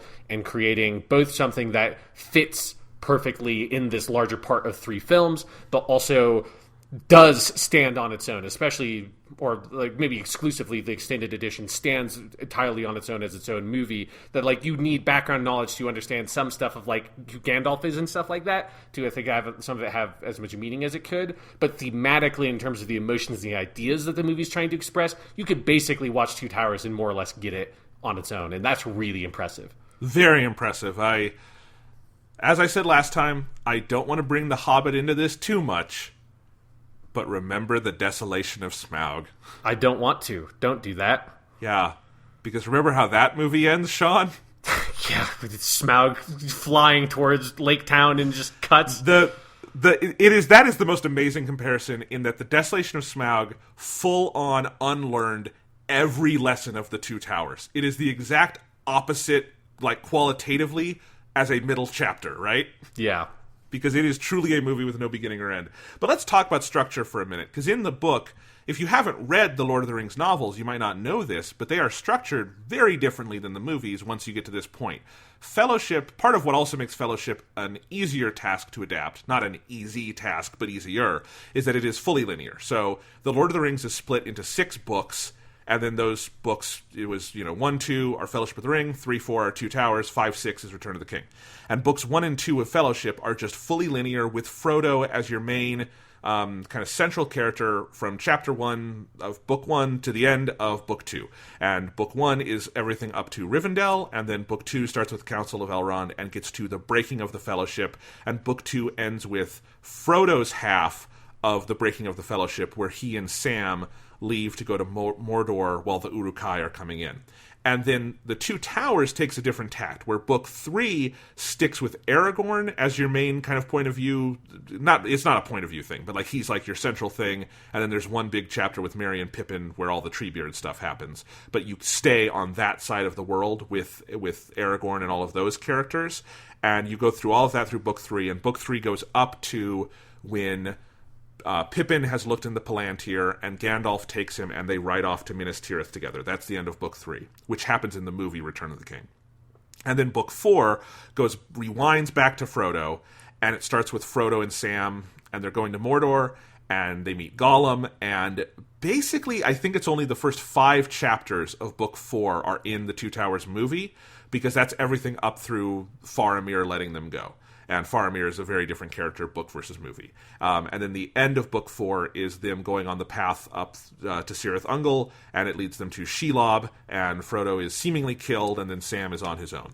And that's the end of book 4. And then book 5 does the same thing, Aragorn and friends again. Book 6, back to Frodo and friends. And then book 6 comes back and puts everyone back together once the ring is destroyed. Because the ring is destroyed in chapter 3 of book 6. It's very early on. Yeah, because then you have the Scouring of the Shire and all that stuff yes. that ends the books. Yes. So when it comes to the Two Towers, obviously they were never going to do the book structure, because that would be insane.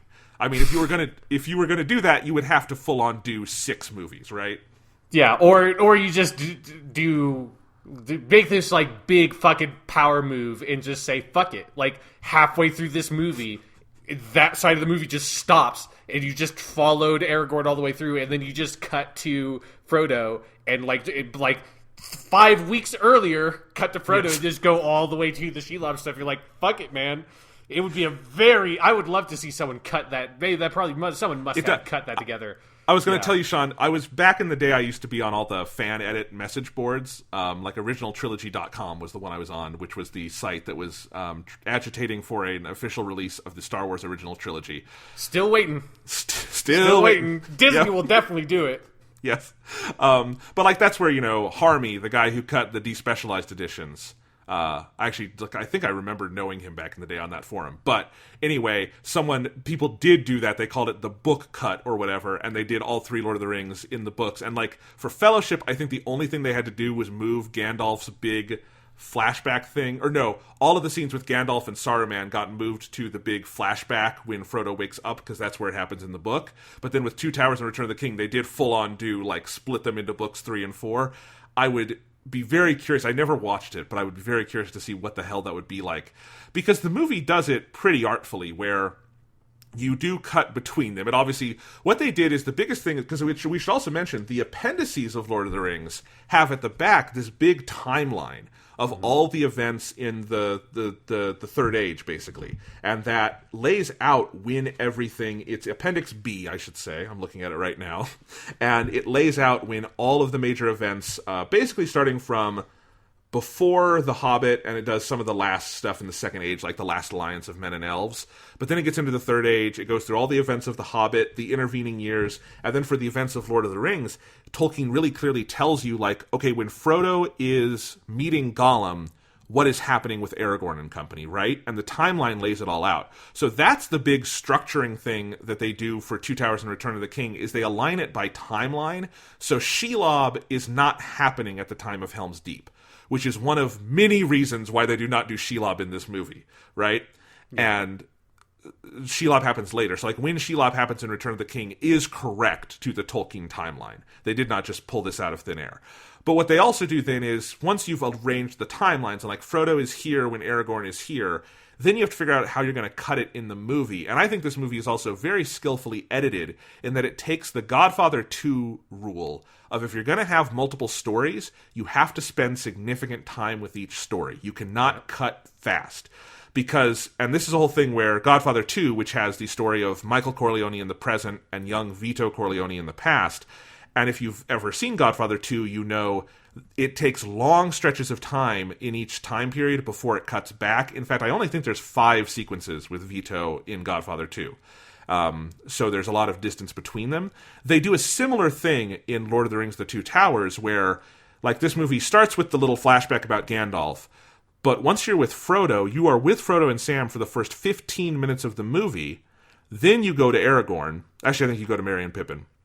But you stay on the other side of the movie for a while, and you don't go back to Frodo and Sam until it's, I think, the 42-minute mark. So, and that's pretty standard for how they cut it, is you have a series of scenes happen with Frodo and Sam and Gollum, and you have a series of scenes happen with Aragorn and friends, and you sort of leave things in a place of either an interesting cliffhanger or an interesting resolution before you cut back. And it's a very skillful editing style. Yeah, and it's important to feel like, because it's multiple things of import. It's not just here's the one thing that happened, we cut to that, we show this one little important thing that happens and then cut away. There's a whole sequence of important events that occur before you cut to the other story. Yes. And I think this is also where, Sean, I think we should just tackle the Frodo and Sam side of the movie here. Yeah, okay. Because it is the less substantive half of the movie. I think that's fair to say.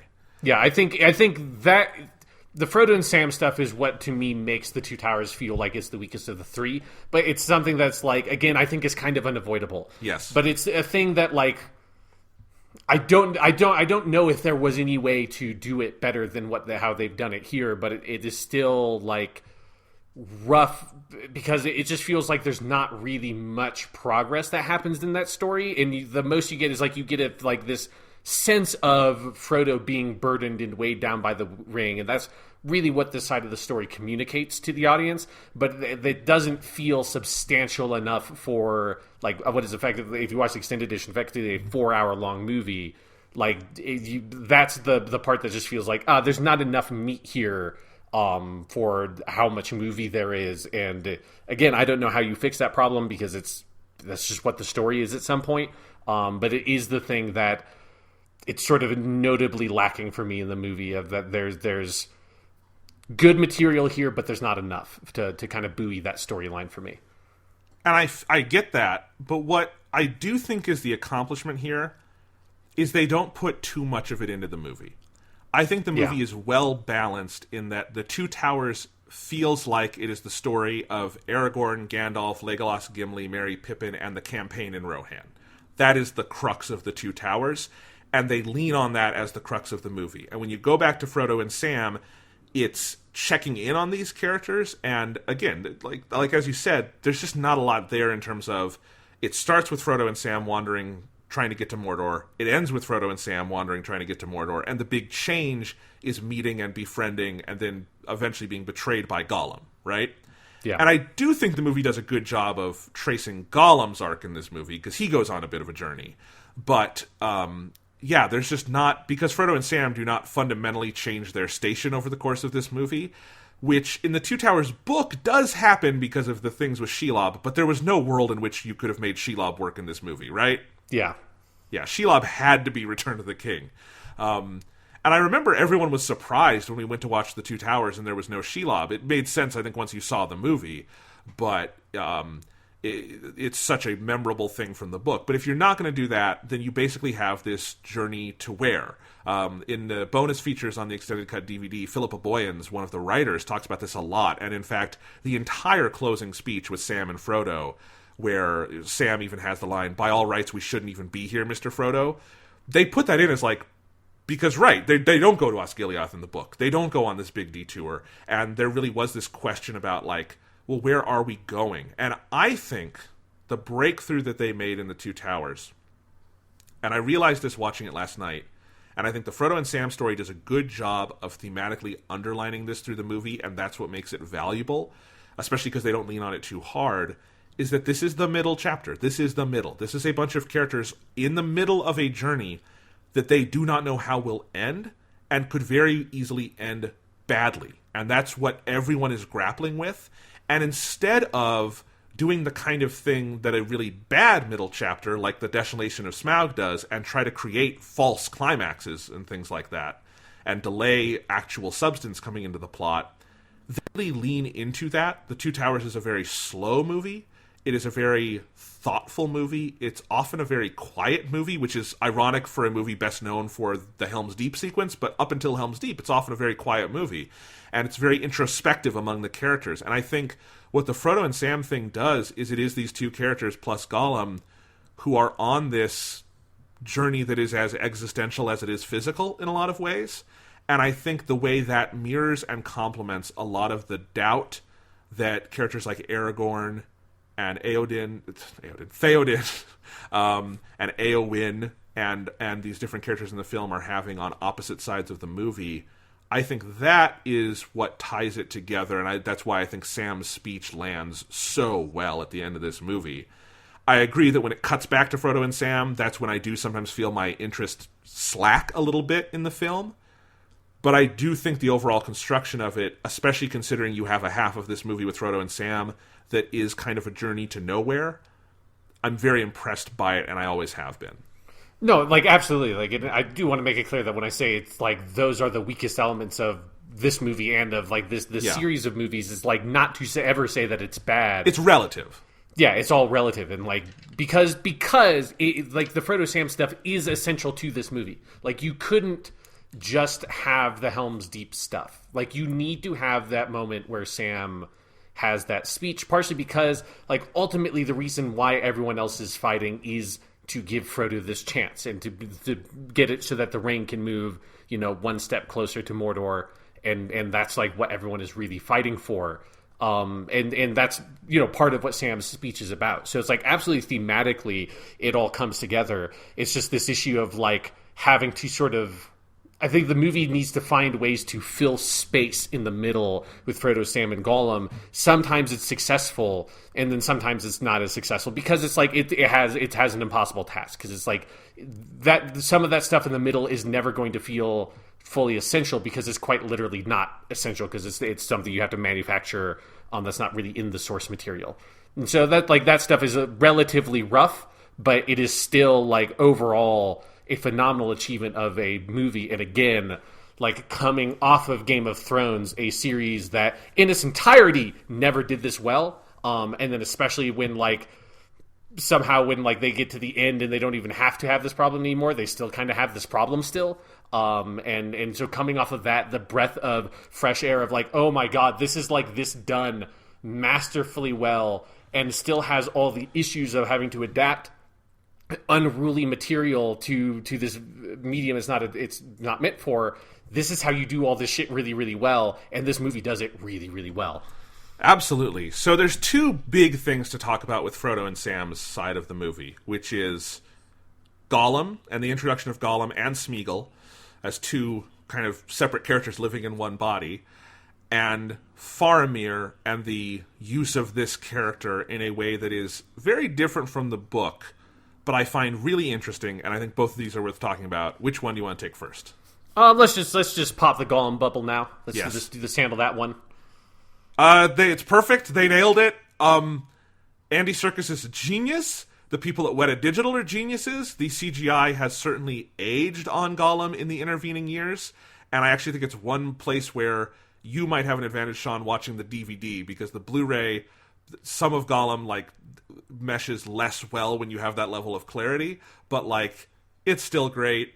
They nailed it. Gollum was kind of what you would have everyone would have thought Gollum was an impossible lift for these movies, but it's like Yoda in Episode 5 of the Star Wars. If Yoda doesn't work in Empire Strikes Back, Empire Strikes Back doesn't work. If Gollum doesn't work in Lord of the Rings falls the fuck apart, and it does not fall apart. Yeah, no, like it's phenomenally impressive. Like even watching the extended edition DVDs, like it definitely, it's like the lighting in some scenes is not, like his shadow's not quite right. Like there's like a couple of details, only because we've, like CGI has advanced, and when it's done very well, like we have the tools to do some of that stuff much better. This movie is almost old enough to smoke and vote. So like, we exactly, can cut it some slack. Like relative to everything else going on at the time, it's still incredibly impressive. And it's still like, there's a couple of like sort of uncanny valley moments where it broke for me. But mostly that was earlier on in the movie. And then a couple of scenes where I think, again, like the lighting, it's any scene that has very flat lighting, like the Black Gate scene where they're like on like the gray rocks and stuff. Any scene like that, Gollum is rough, because I think when you have lighting that stands out, it actually gives them something to focus on for the animation. Whereas when it's in this very kind of flat environment, he kind of, it's just like clear that's like, oh, he's not quite properly, because the details of the lighting are so subtle. They're not very obvious, like this very like romantic starlit cave or whatever they're in with like some of the Faramir stuff. So some of those details are a little bit rough. And I do think that actually some of the sort of schizophrenia, like split personality Gollum stuff has not aged super well for me, and that like I think it's maybe some of it is how much that character kind of got memified in the years, like immediately with this movie coming out. And since, like, also with memes for this movie, I cannot hear the lines. They're taking the hobbits to Isengard. Yeah, the taking the hobbits to Isengard and potatoes. I cannot hear those lines, and it was amazing to me because I haven't thought about that in like a decade, maybe. I know. And then, this taking the hobbits to Isengard. It's like, oh fuck, that meme ruined this movie for me. But like that aside, like some of that, like the Gollum split personality stuff, I think it's something of where. Like I get why they do it, and I think it generally works well and like has an important purpose. But there's a part of me that feels like it's maybe almost like a crutch that the movie leans on, and that a lot of that is like hindsight. But it's like I look back on it now, I'm like, I don't know if this movie actually needs to do this hard. Like I feel like they could have gone more subtle with it, and it would have been fine. But again, I think in the moment, why you go so hard on it makes a lot of sense, and it does have a lot of fun elements of I like that Gollum is basically a Shakespearean villain in this movie. Like, he's just giving full-on fucking soliloquies to the camera that all the other characters are, like, just mysteriously unaware of. And, like, that element of it I do enjoy as someone who's become a big Shakespeare fan since the last time I saw The Two Towers. I have read most of Shakespeare since then. Like, that element I like, but I do think that I kind of wish, watching it as an adult, that they played some of that Gollum stuff a little bit more subtly than what they do. I totally understand, and I do think there are moments where it becomes a little too heavy-handed, and there are several things in this movie that the movie chooses to literalize more than the book does, like Gollum's schizophrenia, Theoden's depression. There's a lot of things they kind of bring out into the realm of, like, straight-up either magic or straight-up schizophrenia, where it is not that in the book. And one of those works for me better than the others. I think the way they do Theoden here is perfect for a movie, and Gollum is a little much. Yeah. But there is the scene at, I think it's like either the end of Disc 1 or the beginning of Disc 2, because again, that's how we're going to split this movie, where Gollum it's the big moment where he banishes Gollum. Smeagol banishes Gollum and says, go away and never come back. That whole thing. Yeah. And I cannot do an Andy Serkis impression because we had enough of that. We had enough of that after those movies, so we and also I would kill my fucking voice as he almost did. But anyway, he has that whole scene.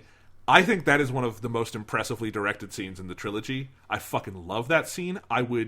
I have forgotten to use it for this, but I will totally, from this point on, be using that scene to teach shot, reverse shot, because what it does is it starts with, it clearly cements Gollum is just sitting in one spot against a wall. And it starts with the camera moving back and forth from one side to the other, just to establish that he is physically moving a little bit as personalities change.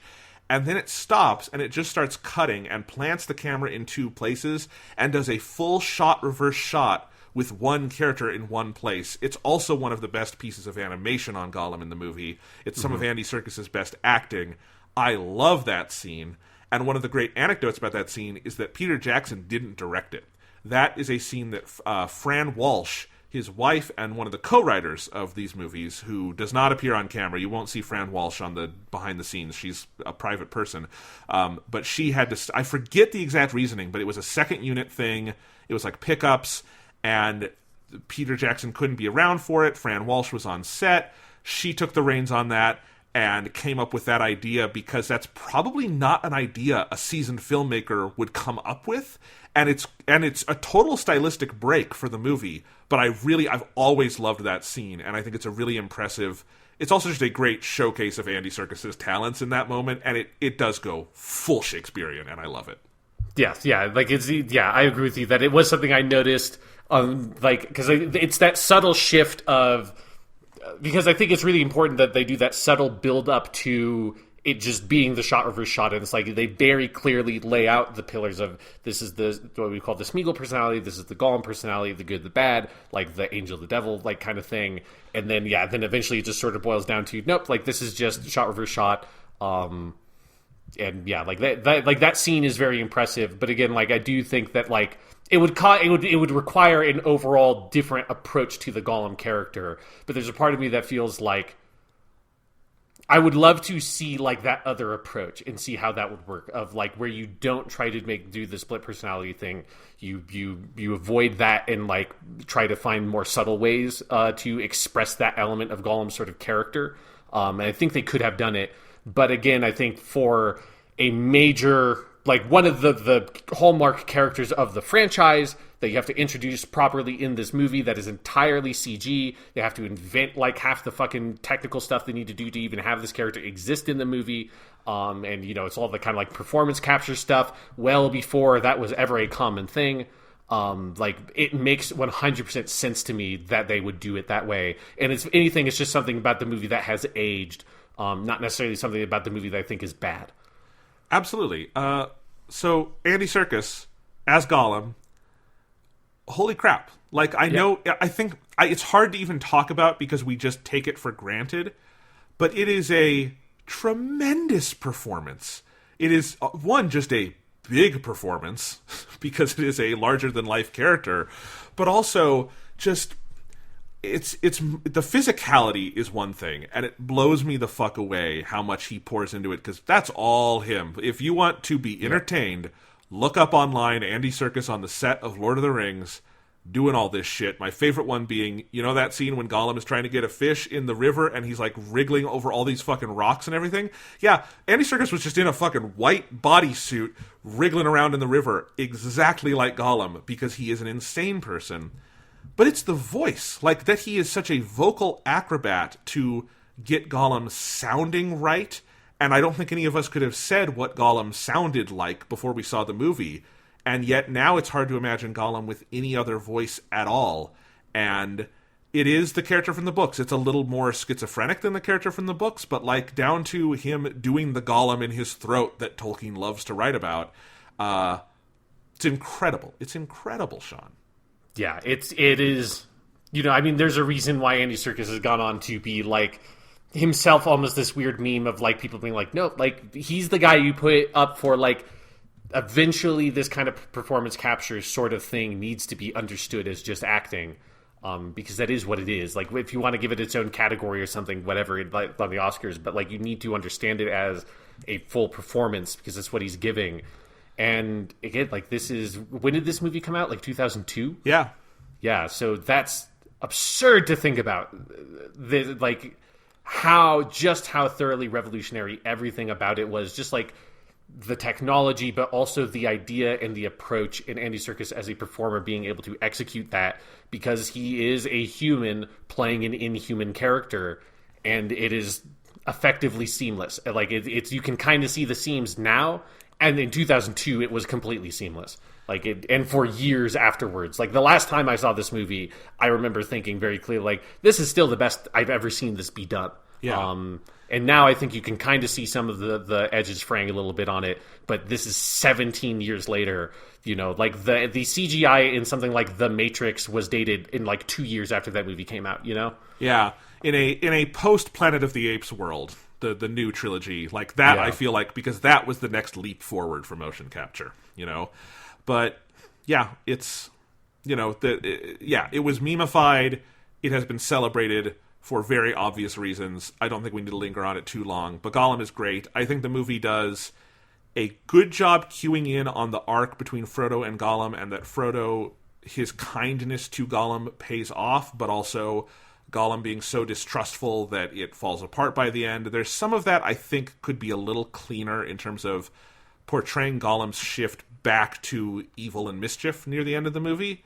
But overall, I think it works very well. And, you know, the overall dynamic between those three is very well done, even if it makes Sam look like a bit of an asshole. But also, Sam's got a point, you know. I mean, I know how this shit ends. He's not wrong. Yeah. But anyway, so that's Gollum. Then we have Faramir. And Faramir's really interesting. I am mostly a defender of the Faramir stuff in this movie. I mostly like it. I think it's smart. I think if you have to build a climax into this stretch of Frodo and Sam's story, turning Faramir into an obstacle rather than an ally, and then using that to set up Gondor for Return of the King, I think is smart. Especially if you're watching the theatrical cut, it's way too thin, and the theatrical cut cuts out all of Faramir's motivation. The extended cut has several key sequences, including the big flashback to the initial recapture of Osgiliath, that really cements that and makes it work better and adds some scaffolding to the story. It's not perfect, but I've always liked David Wenham as Faramir. I like some of the ideas on display in this story. And I also think it's an interesting case where, if you watch some of the behind-the-scenes stuff, the writers of this film, Philippa Boyens, Fran Walsh, and Peter Jackson, weren't afraid to just kind of straight up critique Tolkien in changing things. Mm-hmm. And that's good. That's what you need in an adaptation, even if it's a sacred text like this. Because one of the things they point out is that in the book, Faramir says, I would not touch that thing were it laying, free by the wayside, something like that.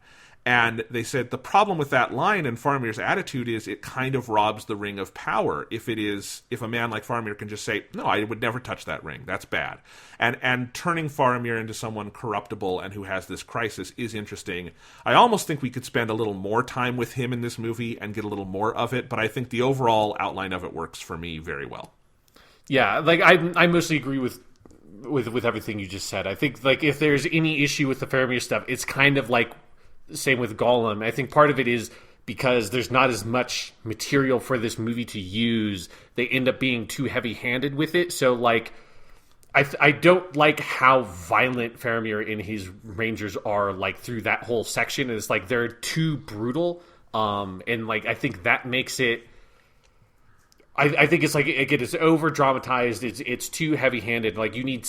I like the idea of Faramir being an obstacle. I think he needs to be, and especially when you what they've kind of constructed as this more elaborate sort of like look at the Denethor, Boromir, Faramir like family unit. When you get that really amazing flashback, which is like the most how is this scene not in the movie scene. Right, like that's the one that I remember. I remember so distinctly the first time I watched the extended version of Two Towers, and they have this incredible flashback. One, just like getting to see Boromir before any of the stuff in Fellowship is just a very cool element.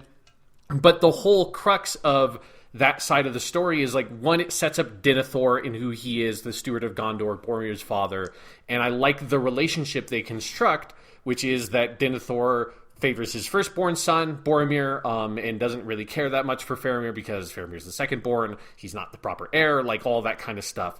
And I like how good of a big brother Boromir is in his relationship with Faramir. I think is really touching and feels very true to the character we know, and it makes it more clear how much of like the bad side of Boromir was from the ring.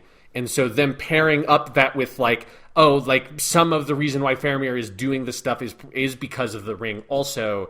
And then, but you ultimately end at the same point that you start at for Faramir in the book, which is Faramir is the brother who's able to let go. He's the one who's able to like understand that the ring is not something you're supposed to possess. He's someone who can ignore it and kind of push it to the side ultimately for the greater good.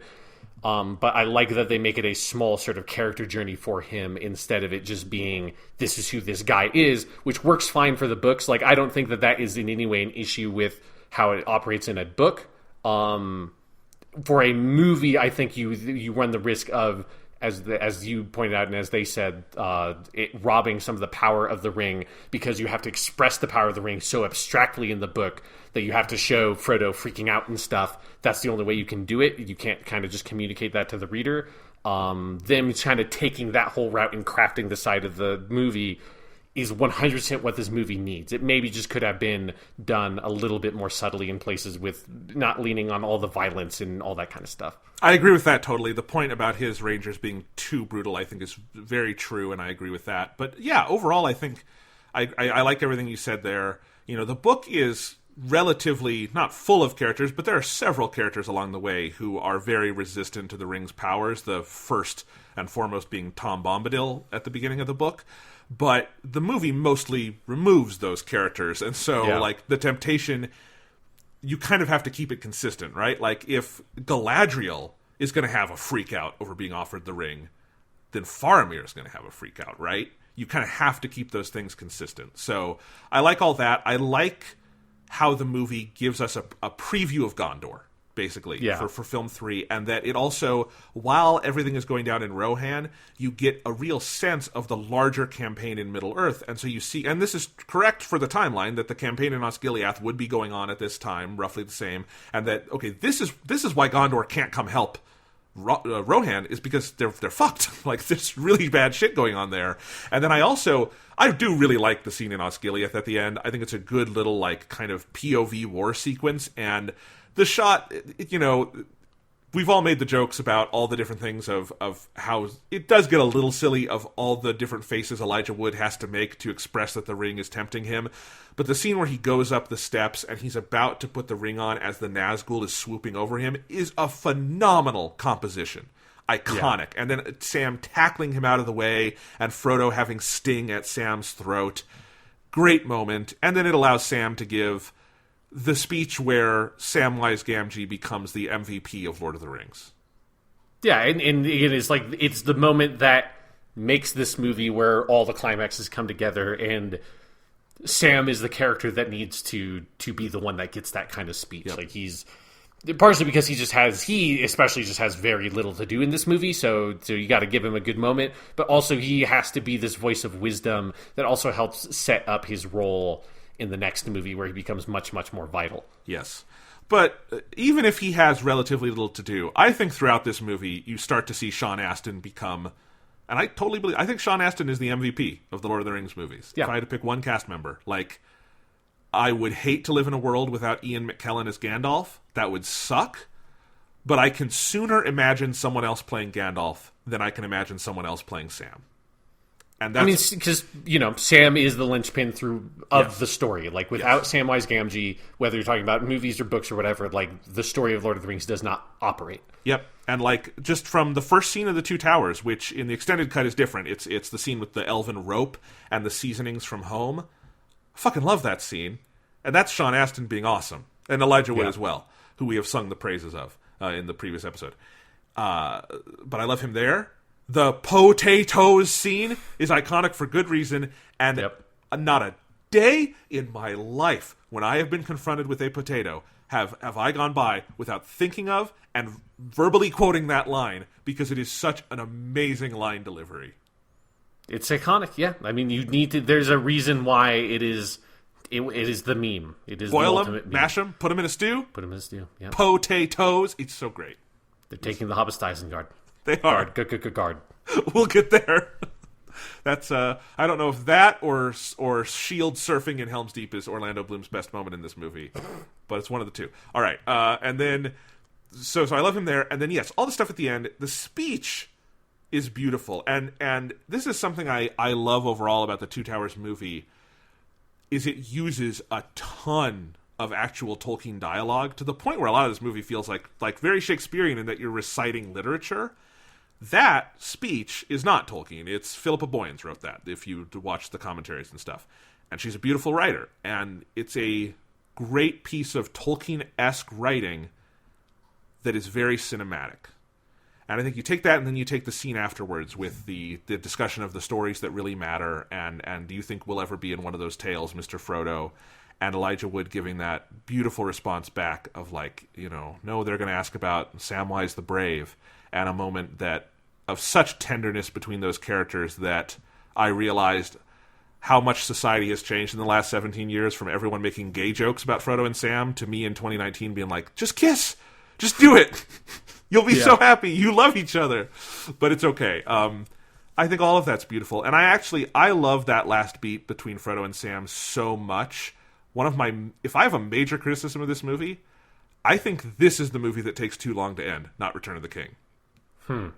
Because I think, and one is the extended cut, I do think it has a little bit of overkill at the end of this one, because there's a solid 7 minutes after the Battle of Helm's Deep that they add, and I like all of it, but some of it, like Merry and Pippin getting the pipeweed, could be just cut down a little, I think.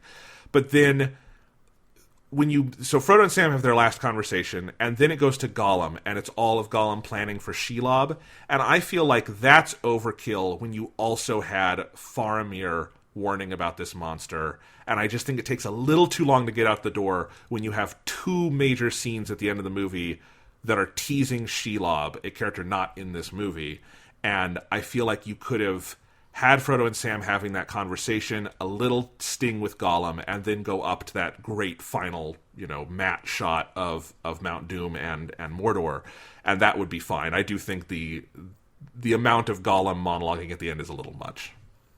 Yeah, I mean, again, I think the Gollum stuff ends up, because I think one of the reasons why they do it that way is to try to very Gollum is evil again. Remember when in the middle of the movie he was like, go away and never come back? Well, the asshole came back. He's back for good. He's evil again. And yeah, I think that stuff is just too in your face, generally speaking. So I agree. It's it's too, and I feel like almost like they should have in the extended edition specifically cut that moment out, or cut it down in some way, because I think it makes sense for you're releasing these 3 movies 3 years in a row, and you want to like have this moment of like, oh, like, you know, for people who haven't read the books, like, what the fuck does that mean? Like, I need to see the next movie to find out what that is. Like, it's got a little bit of a cliffhanger quality to it. I can kind of understand that reasoning for the theatrical version. But it feels very unnecessary in the extended version of the movie. Yeah. Anything else to say about the Frodo and Sam side of the story? It's good. I like it. Elijah Wood is still our boy. Love him.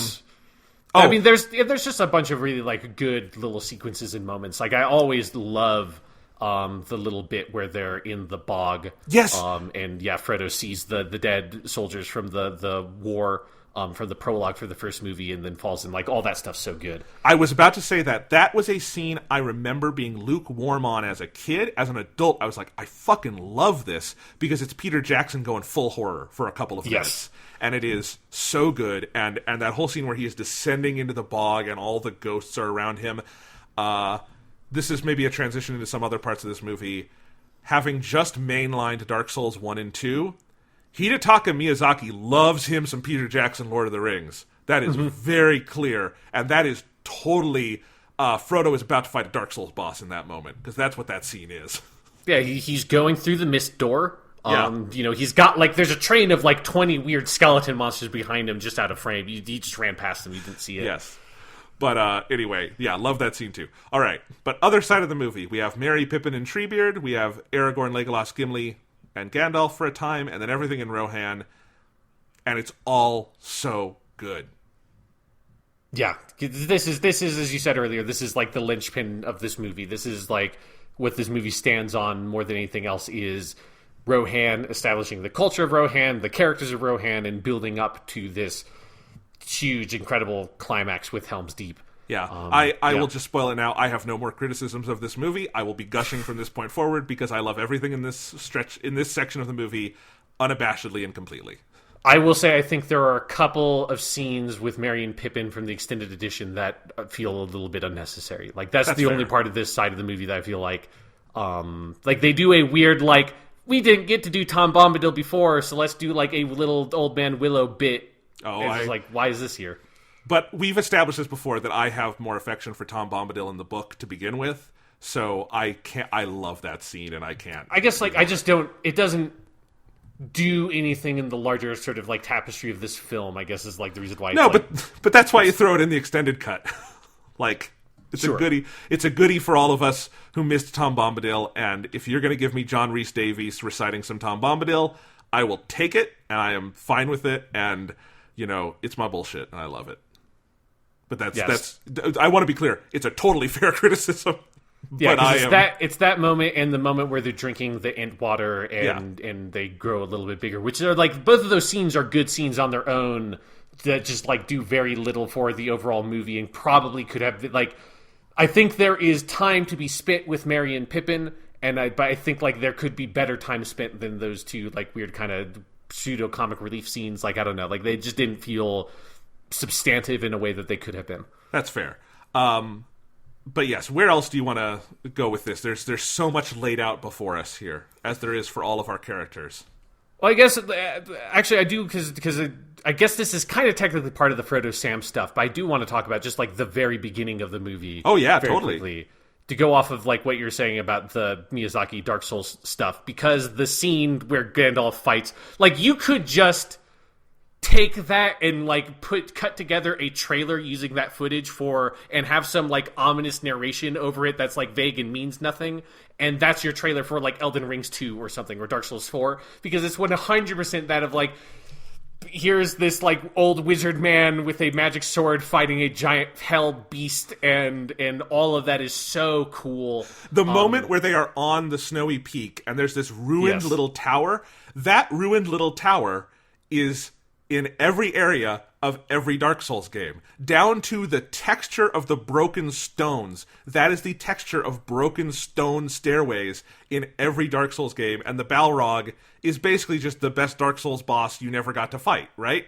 Yeah, that whole sequence is awesome. It's also just a great intro to the movie, because it takes what is the most iconic scene from the first film, and sort of uses that as your re-entry point, and it just shows you it shows you what you wanted to see, which is like, I want to see the demigod fight the fucking Balrog of Morgoth. Like, I want to see all that shit, and it's so cool. And then when you get that moment where because Ian McKellen has that line where he says, "I smote his ruin upon the mountainside." Is this the coolest thing that any human being has ever said? It's just, here's an image of the Balrog falling down this mountain, like colliding into the snow, and this, like, you know, sort of the snow melting and rising up in the smoke of the Balrog, and saying, "I smote his ruin upon the mountainside." Legitimately the coolest thing any human has ever said, or probably will ever be able to say.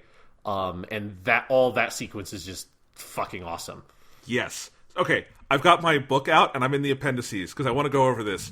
Okay. Because Gandalf implies that he fought the Balrog for a long time. I want to go over how long he fights the Balrog in the book. Because in the timeline, this is page 1067 of the book. It's Appendix B. In January of year 3019 of the Third Age, it is on January 15th that they go to the Bridge of Khazad-dûm and the Fall of Gandalf. Let's see. Gandalf, on the 23rd, a full week later, he is pursuing the Balrog to the peak of Ziroxigil, which I guess is the name of that mountain. Yep. He casts down the Balrog on the 25th. He fights on the peak of that mountain for 2 full days, and then he passes away. His body lies on the peak.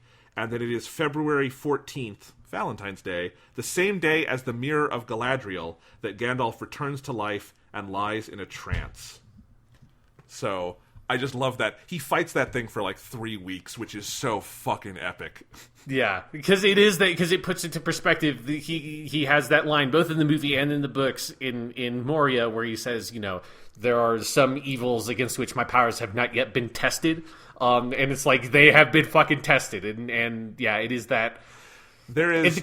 The way they handle it in the movie is the perfect way of, like, you just get that little bit. You just see that little bit, and you have that incredible shot of, like, the wide shot of the cavern with, like, the fire in the middle of the frame going on. Like, you just get those little glimpses of this fight, enough to be like, that was the coolest thing ever. And you can't actually show the whole fight. You just have to give those snapshots of it, and then you fill in the rest yourself.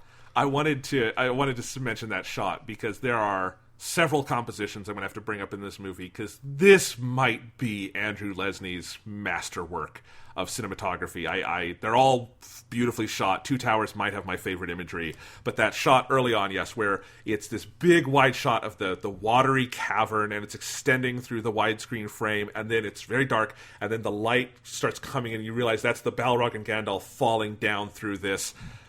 It's a mic drop of an opening, which is something you don't say a lot, but oh god, it's good.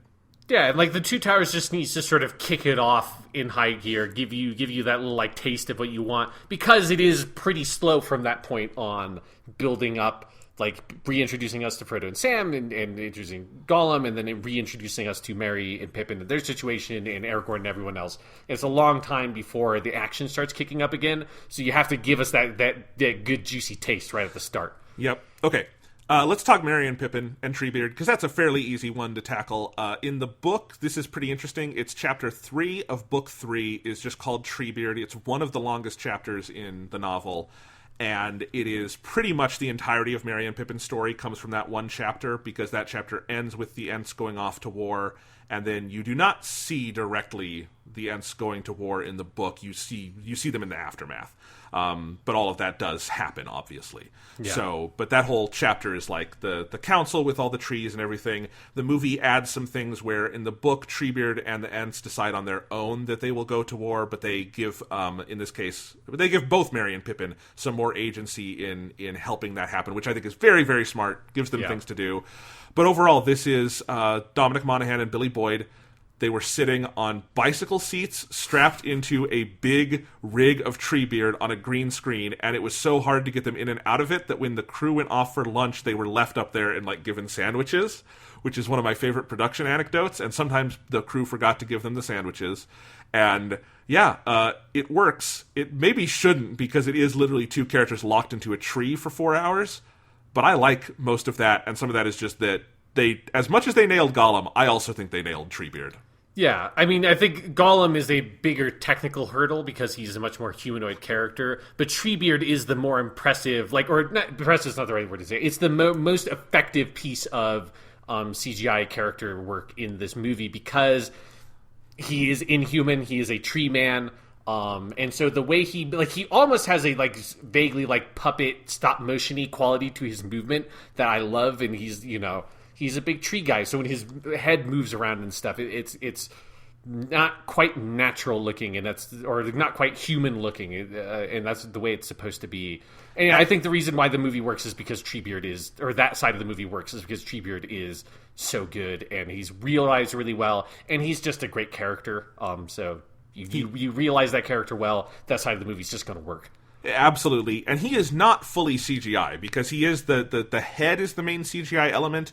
There are like animatronic rig pieces there that you have as well. I do think there's some compositing work that has aged a little bit in terms of it's pretty clear they're on a green screen in most of those scenes. Yeah. But again, it's fine. I do not begrudge a movie 17 years old slightly less than modern compositing work, right?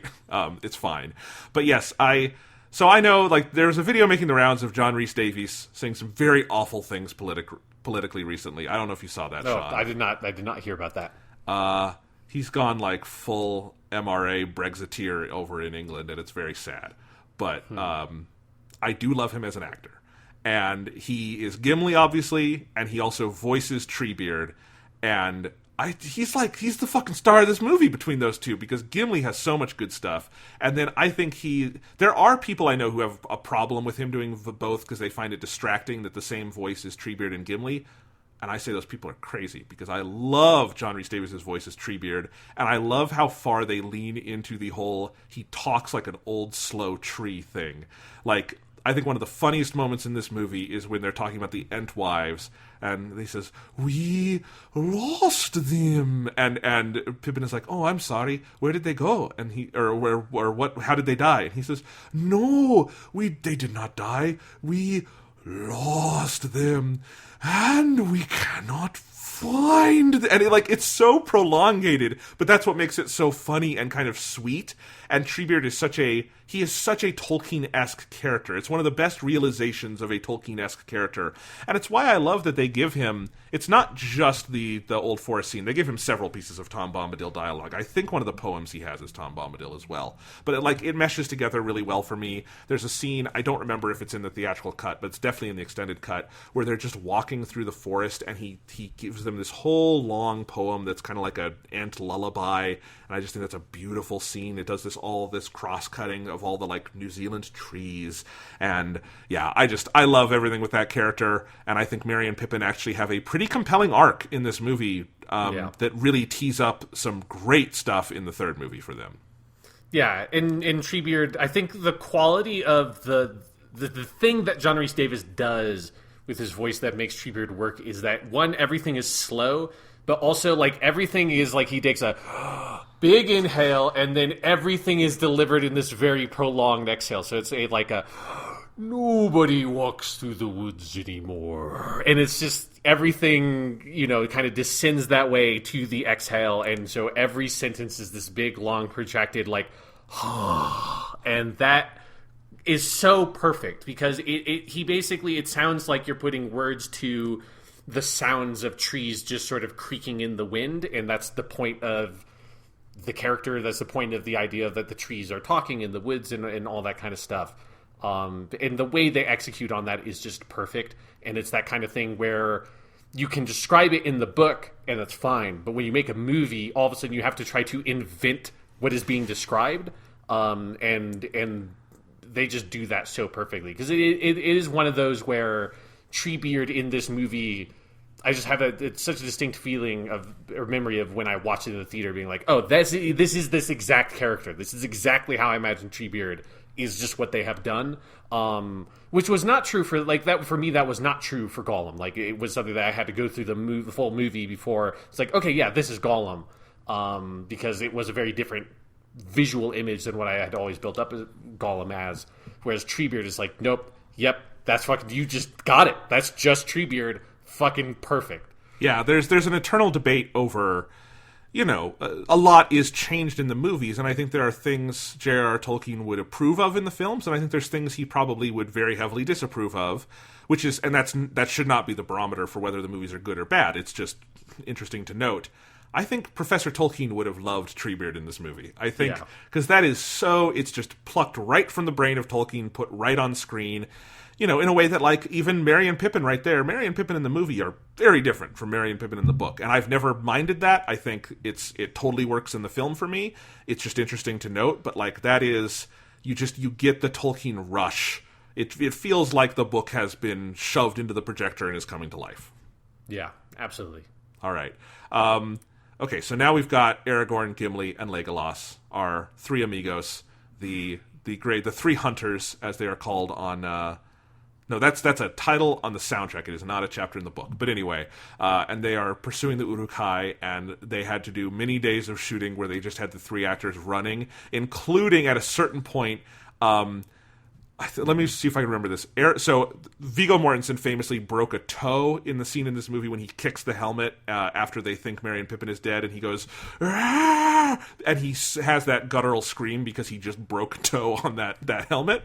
Yep, and that's just the take they use in the movie. He's just like, fuck it, if a dude's gonna break a toe to get this take, we're gonna use that goddamn take because it's a good scream. Absolutely. But he broke a toe. Orlando Bloom broke 3 ribs at some point on this shoot, and then it is not John Rhys Davies in most of those scenes. It's Gimli's double for, like, height, and that guy also broke something on his body. And during all those running scenes, they all had those injuries.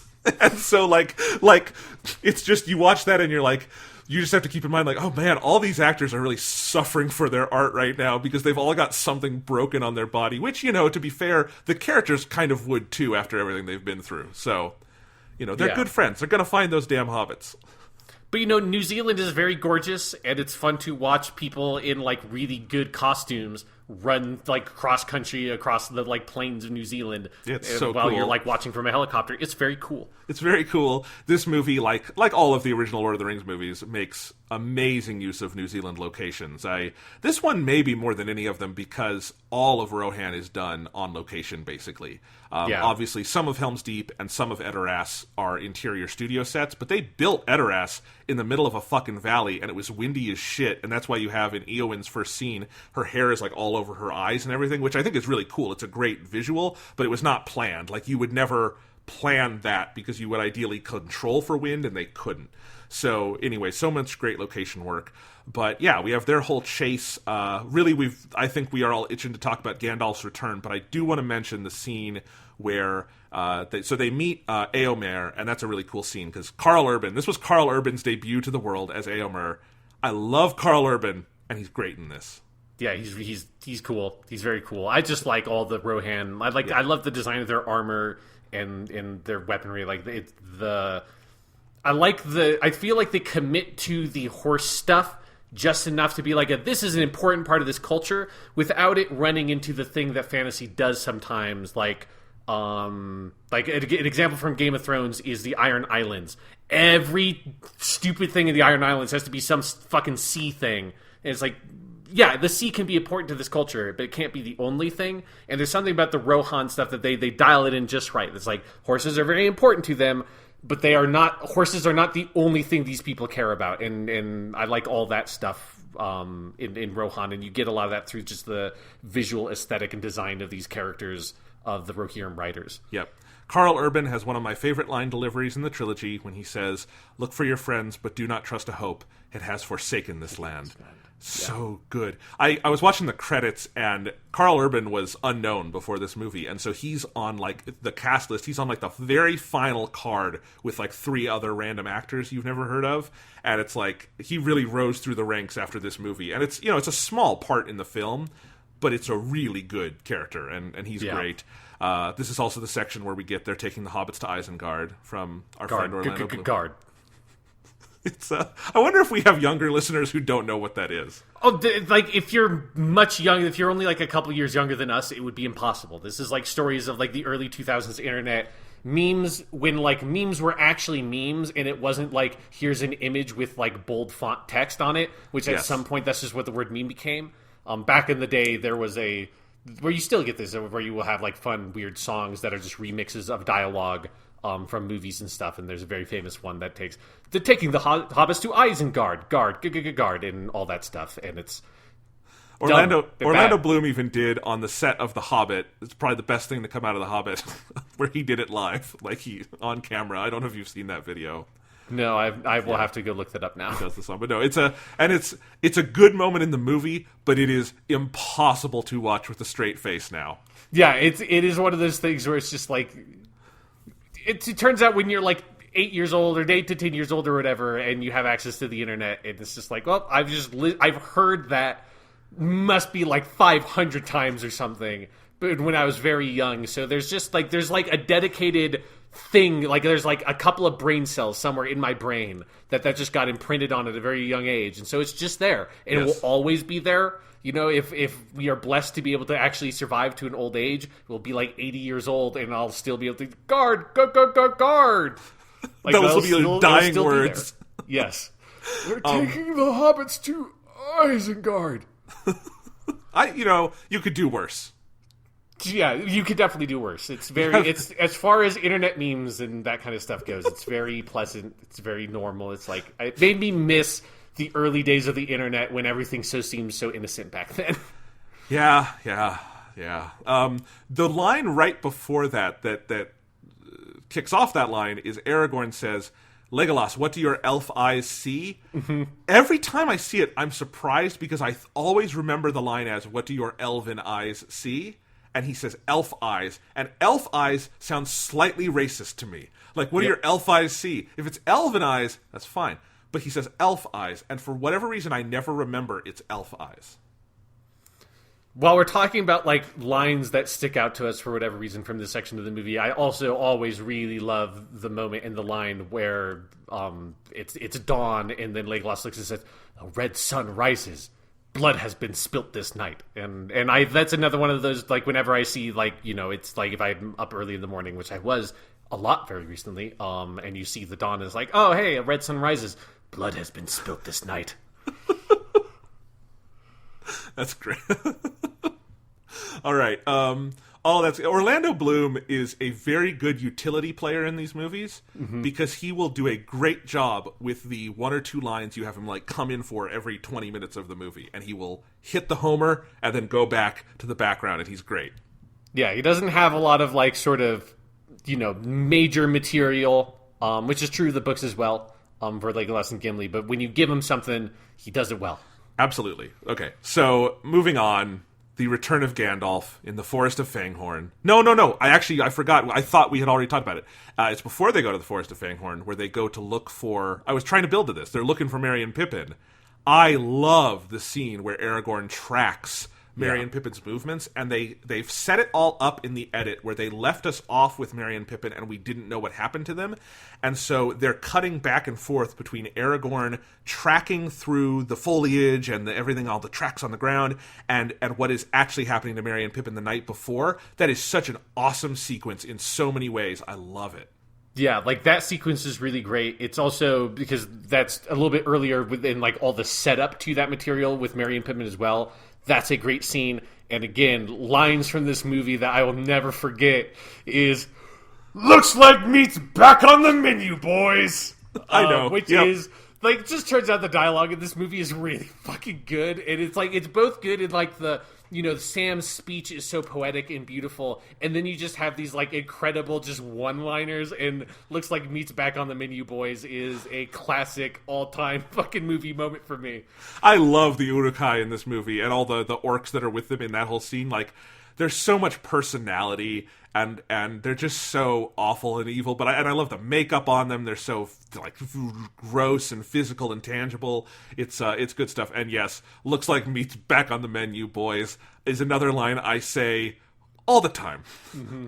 Yeah, but you give me a plate of meat, I'm saying that line. Exactly. And then you have the scene that I feel like watching it this time, it's like it felt like must have been like in the design doc for The Witcher 3, when they said like this is like the Witcher vision and you're tracking this, like they just had like a clip from YouTube of that scene. Is like, and this is what it is. It's like he's just like, they went over here. There's tracks.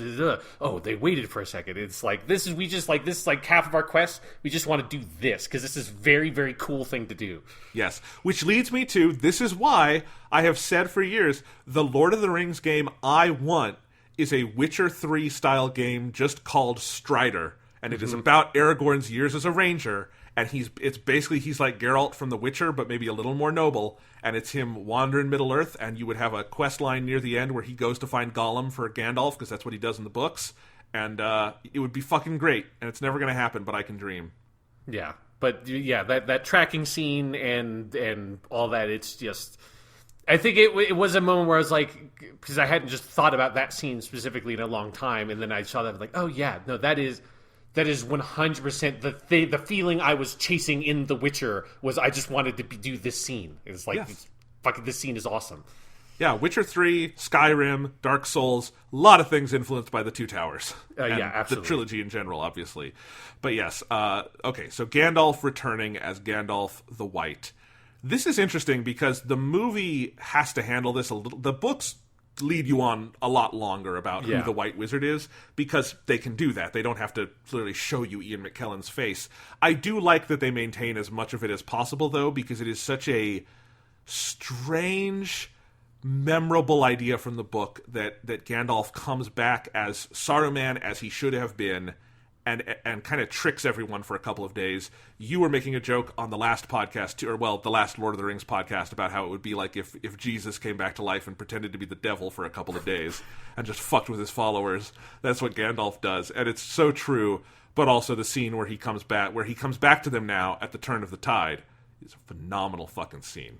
Yeah, I mean, the stuff with everyone thinking that Gandalf is Saruman is something that's like a very distinctive memory for me from the books of like the original time I went through them and with like the radio plays and reading the books. That it's like I've always been a little bit disappointed that that's not better reflected in the movie, but it's one of those things of like, there's no way to better reflect. Like, it would be stupid to try to do that in the movie. Like maybe if you did the big like TV show version of these books, you could kind of do that. But it would be very hard. But yeah, I'm with you that I like they try to maintain it, but I especially like how like weirdly sort of metaphysical they get with all this stuff. And this is where you get the ice moat is ruined upon the mountainside. You get to see the rest of the fight with the Balrog. But then you just have that great like fucking pseudo 2001 A Space Odyssey shot where it's like he's dead, but he's lived like 1,000,000 years in a day, or like he's just talking kind of nonsense. And then you just have this very strange shot of Gandalf like naked, but you're only seeing him from like the chest up, on like a white plain with his white hair. It just and waking up, and I've always like that shot is always like seared into my memory because it's so different from everything else in these movies. You and I are so on the same page because I wanted to mention that shot too, and it's such a weird shot to mention, but I love it. It's just because it is just like, it's something that communicates something about the otherworldliness of Gandalf, because he's usually, while you know technically he's a wizard, and then if you know like the like mythology of Middle Earth, you know that he's a Maiar and he's like technically sort of a demigod kind of character.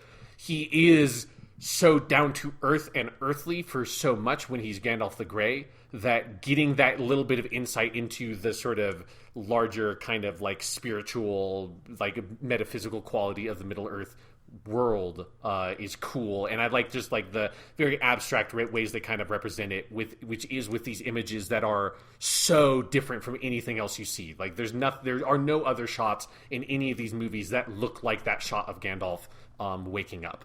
Absolutely. And it does this like little pan around him to kind of show the disorientation, and just also like the nakedness of it, because Gandalf is so defined by his clothes. We really never see his skin outside of his hands and face. There's something about that's a very powerful image as well. So, and then we do get Ian McKellen playing Gandalf the White. He looks very good in white. I think the white beard is awesome. I think the white cloak, it especially stuck out to me this time. The like costume and that awesome staff and then the hair and beard. It's, Gandalf the Grey is always like the classic look and I love it, but I really adore the look of Gandalf the White in this film. Yeah, and they do a good job of sort of communicating that he is still Gandalf, but he's different. And it's like, Gandalf the Grey and Gandalf the White are two spectrums of sort of the same character, and he's, been brought back for this specific mission, and he's more powerful, and he's more focused. He's just way more on top of things, whereas like Gandalf the Grey in Fellowship, like, he was in charge, but he was much more confused. He was caught off guard by Saruman's betrayal and all that kind of stuff. And here he's back with like a purpose. And I love you have that moment when they get out of Fangorn Forest and he whistles and Shadowfax comes up. And it's the most like loving shot of a horse. Like, it just goes on for like 3 minutes of this beautiful white horse riding up, and it's Shadowfax, the Lord of the Horses. Shadowfax being the best name for a horse ever. Oh yeah. Every horse in every video game, I name Shadowfax. Yep, every video game horse is Shadowfax. Or like for Red Dead Redemption, I build up to, this is going to be my Shadowfax horse because it's the best horse in the game. Like, that's just something in me because Shadowfax is cool. He's cool in this movie. He's a great character. I know he's a horse, but he's a great character. Yeah, and it's just, here's Ian McKellen all decked out in white, riding a dope white horse named Shadowfax, and it is very cool. It's very cool. In the book, I was reading through, like I said, the Helm's Deep chapters last night, and I've forgotten this detail, that the whole thing of why he has Shadowfax is that Gandalf had years ago gone to, it's how he originally met Theoden. He helped Rohan with something, and they said, "Oh, take anything from our halls as a thank you." And he took Shadowfax, their prized horse, and so everyone in Rohan distrusts Gandalf when he comes back because he was kind of a dick and stole their horse. And then when he rescues Theoden and kind of brings him back to the light, Theoden says again, like, if there's anything the people of Rohan can do for you, old friend, let me know and we will do it. And he says, "I ask nothing of you, but that this horse will no longer be loaned and that he may be mine." And it's like, it's just Gandalf wanted this dope horse. It's so great. That's such a Gandalf thing to do. Yeah, it's very also like Norse mythos, kind of like, here I'm in your hall, which all the Rohan stuff feels like it's some of it is just kind of like plucked from Beowulf, and all the stuff with Hrothgar and Heorot and all that stuff. And yes, in this, I have one thing I want. I'm going to take your like magic horse god horse. He seems very cool. Yes, that's a very Gandalf move and a very Tolkien move. It's so good. And then we get going to Edoras. I should also say, so we've mentioned this before, but let's back up and talk about the extended edition for a second, because I do think The Two Towers is far and away the best of the extended cuts. Yeah. In terms of, like, I would be sad if I never got to watch The Fellowship or Return of the King extended cuts again, because there are some scenes I really love, but I do not think theatrically those films are qualitatively all that different. The Two Towers is, because The Two Towers has a lot of really important stuff added. I think there are 3 key crux moments that the movie suffers without. One we already talked about, which is the big flashback with Faramir and Boromir, without which you don't even establish the line that like ends that part of the movie, which is you've established the quality of your character. Yeah. That whole thing. And it's just a lot you lose without that. There's also, coming up in the Edoras section, is Aragorn meeting and breaking in Brego the horse. And yes, it's this, which is the horse that saves him later when he falls off the cliff. Yeah. Yes, which I think that scene basically doesn't work for me if you don't know who Brego is, because that's the touching thing in that moment, is that he was very kind to this horse, and it comes back, and he gets a cool fucking horse, and we are pro cool fucking horses. Exactly. Here at the Weekly Stuff Podcast. And then the third thing is, early in the movie, there is this big chunk of time that you spend with, it's where you first meet Eomer in the extended cut, and he is going through the battlefield, and that's where they find Theodred, Theoden's son, who has been hurt, brings him back. You meet Eowyn here, you meet the king, and you see like how bad things have gotten under Wormtongue. And most of that is excised in the theatrical cut, and I see why, but I also think starting with just seeing a little more of the desolation of Rohan, and because I don't think the theatrical cut even really gives you a sense of who Theodred is, other than you learn when Theoden wakes up that his son has died, but I think seeing that progression helps a ton, and just overall it adds so much to the texture of Rohan. I think the movie does suffer without those scenes as well. Oh, absolutely, because it, like, specifically because the intended structure of your introduction to Rohan is you following Theodred, and so you find him in that battlefield, you follow him back to Edoras, and then you see like how corrupt everything has become, and then the end of the sort of introduction to Rohan is sort of the exorcism of Theoden that they've made for this movie, and then him realizing that his son is dead, and him burying his son, like all of like that's like its own sort of like self-contained. Like if you split this into episodes, that's its own episode. Is all that kind of stuff.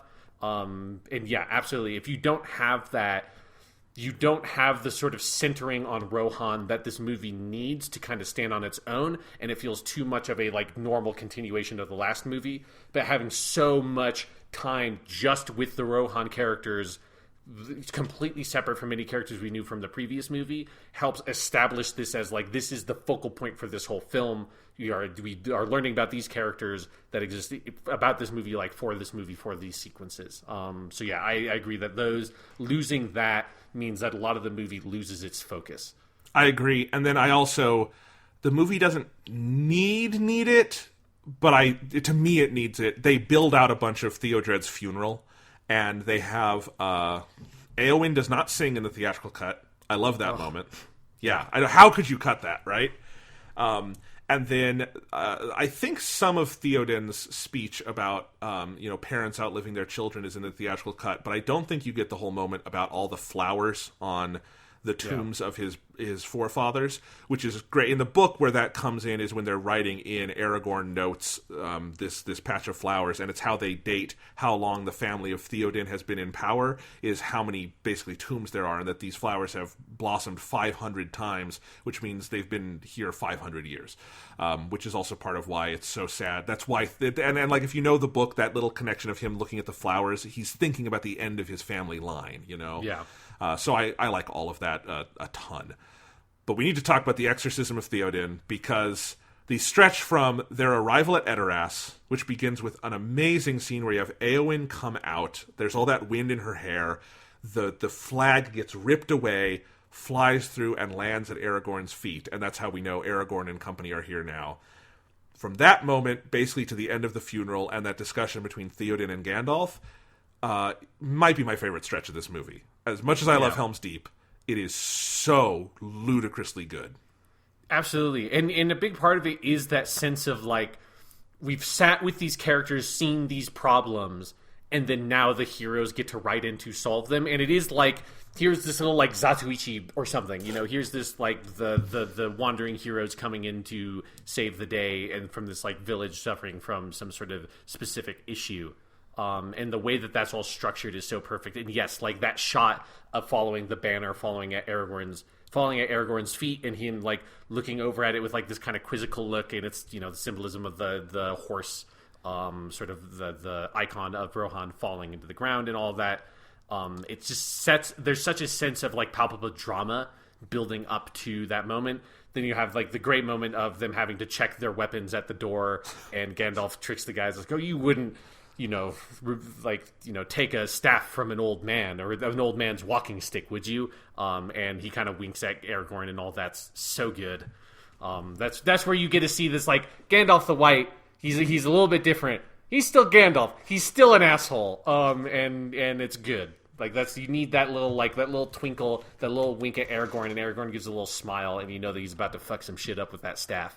It's so good. That moment, I love that scene in the movie. I also love it in the book because it's very different. The whole giving the weapons away becomes much longer because, and I always forget this about the books, Aragorn reforges Andúril, his legendary sword, at the Council of Elrond. So when they're asking him to like leave his sword at the door, he's like, "You understand this is the sword that kills Sauron, right?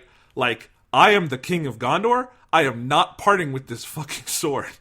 And it's great. And then he does it. He leaves it there, and he's like, "But I command no man touch this sword." And then Gimli says, "Well, if it's good enough for Andúril, I'll leave my axe here. It'll be in good company." And it's very funny.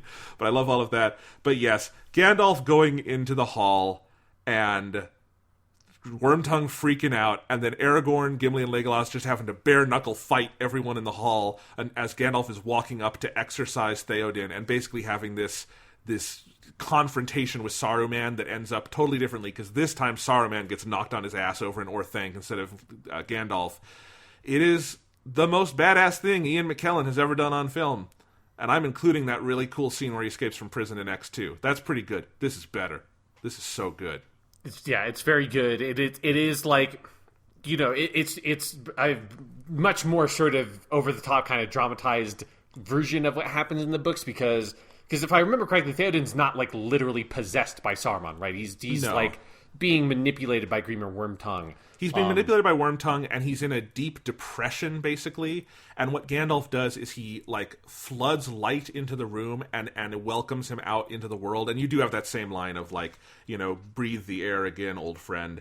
But it's a little more. It's the whole way. Like, magic is always less obvious in the books than it is in the movies. Yeah, and so it's here they just kind of pump it up to 11, and I think it's one of those decisions that I know some people don't like it, but I feel like it's necessary to communicate everything you need to communicate, especially with like in the scope of what this movie is trying to do.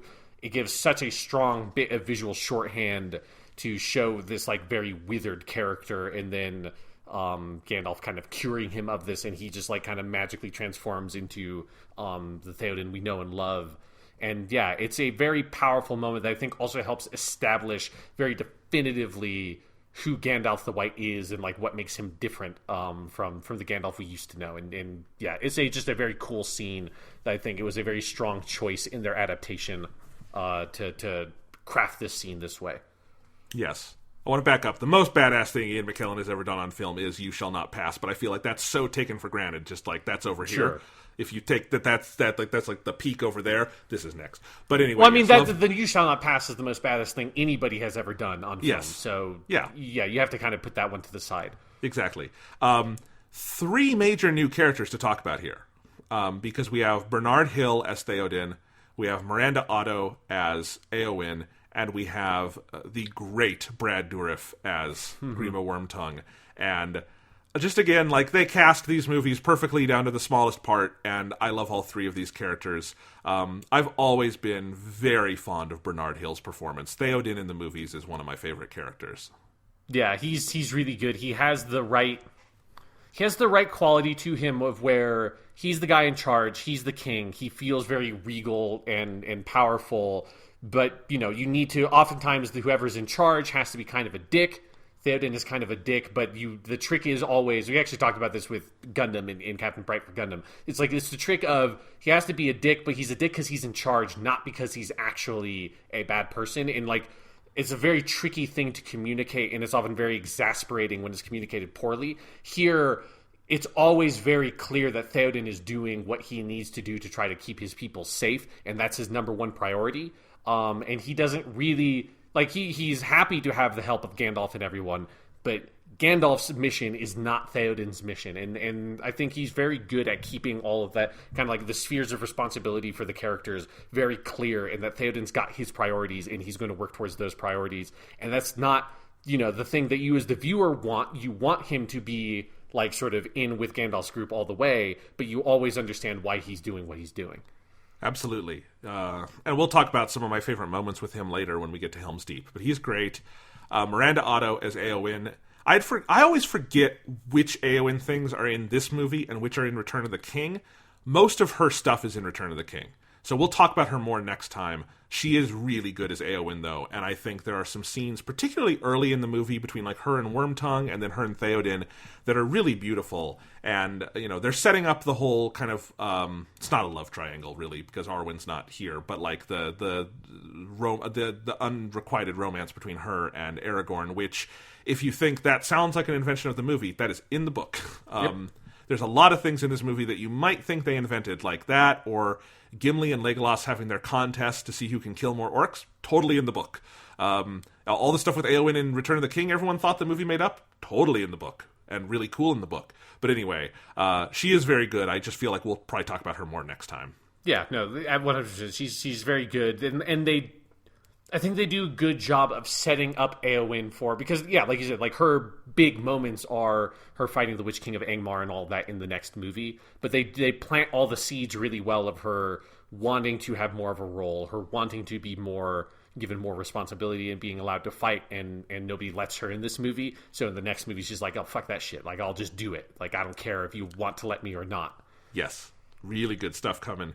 And then we got Brad Dourif. I love Brad Dourif. He's always great. He's one of the best character actors out there. Yeah. He's never the star. He comes in and does a relatively small part, and he does it phenomenally well. And his worm tongue is so great, leading up to, if we're going to just another line reading I love, it's when he's running out of the castle and that just pathetic, "Get out of my way!" Yep. So good. He is wonderful in this. And in the extended cut, early on, you get a scene where he has this long speech to Éowyn that I think, if I remember correctly, is transposed. That is, they do this a lot in the movies where they will take sinister things and make them light, or light things and make them sinister. But I think it's something Faramir says to her in Return of the King.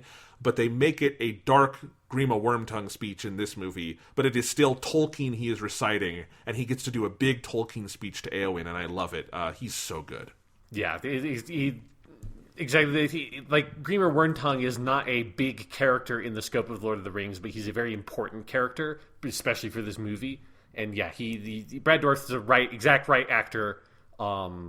Just nails the part. He's the right level of just like slimy, but again, like kind of like with Gollum, he has like the most sort of Shakespearean quality to him. Of like he's very Iago-y. Yeah, he has that like in that Tolkien language has that sort of pseudo Shakespearean quality to it that he's very, very good at delivering. So. Yeah, because I was reading some of these chapters in the book. There are some characters in the book who I have my own image of. Like, I usually do not see Frodo as Elijah Wood, in part because Frodo in the book is 50.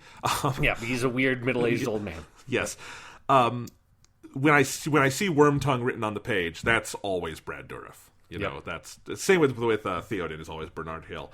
And if you want to see something really good from Brad Dourif at the same time period that's in a similar register, I remember this because my dad was really into this game. He was into the Myst games. You remember those? Yep. And in Myst 3 Exile, Brad Dourif plays the bad guy, and he is so good in that game. You should look up some of those moments with him, especially all the alternate endings. He is so phenomenal, and he's it's kind of similar to his Wormtongue performance, and it's really big, but it is big in the right kind of Shakespearean operatic register. So I will never lose a chance to recommend at least going on YouTube and watching clips of that game because it's awesome. All right, but yes, we have this whole scene. We have the funeral. We talked about that. Love all of that. And then kind of the build up to Helm's Deep. So a little bit of recap. In the book, how it works is basically Theoden wakes up and is immediately like, I want to ride to war. We have to put these guys down now. He's a little more proactive. And Gandalf recommends they don't start going to Helm's Deep. They are looking for Erkenbrand, who is basically, he is Éomer. Éomer gets collapsed with Erkenbrand in the movie, whereas they're separate characters in the book. And Erkenbrand is the leader of the Rohirrim out, and he's been like exiled, and they're going to go look for him and try to help him out in the field. And they have to fall back to Helm's Deep, and then there's the big battle. And it is a big moment in the book. Like, Helm's Deep, the chapter is only about 15 to 20 pages, but it is a big key moment because it is the first big like pitch battle castle siege in the novel, and it comes right at the halfway point of the book. It's like page 520 or something where Helm's Deep starts, 515.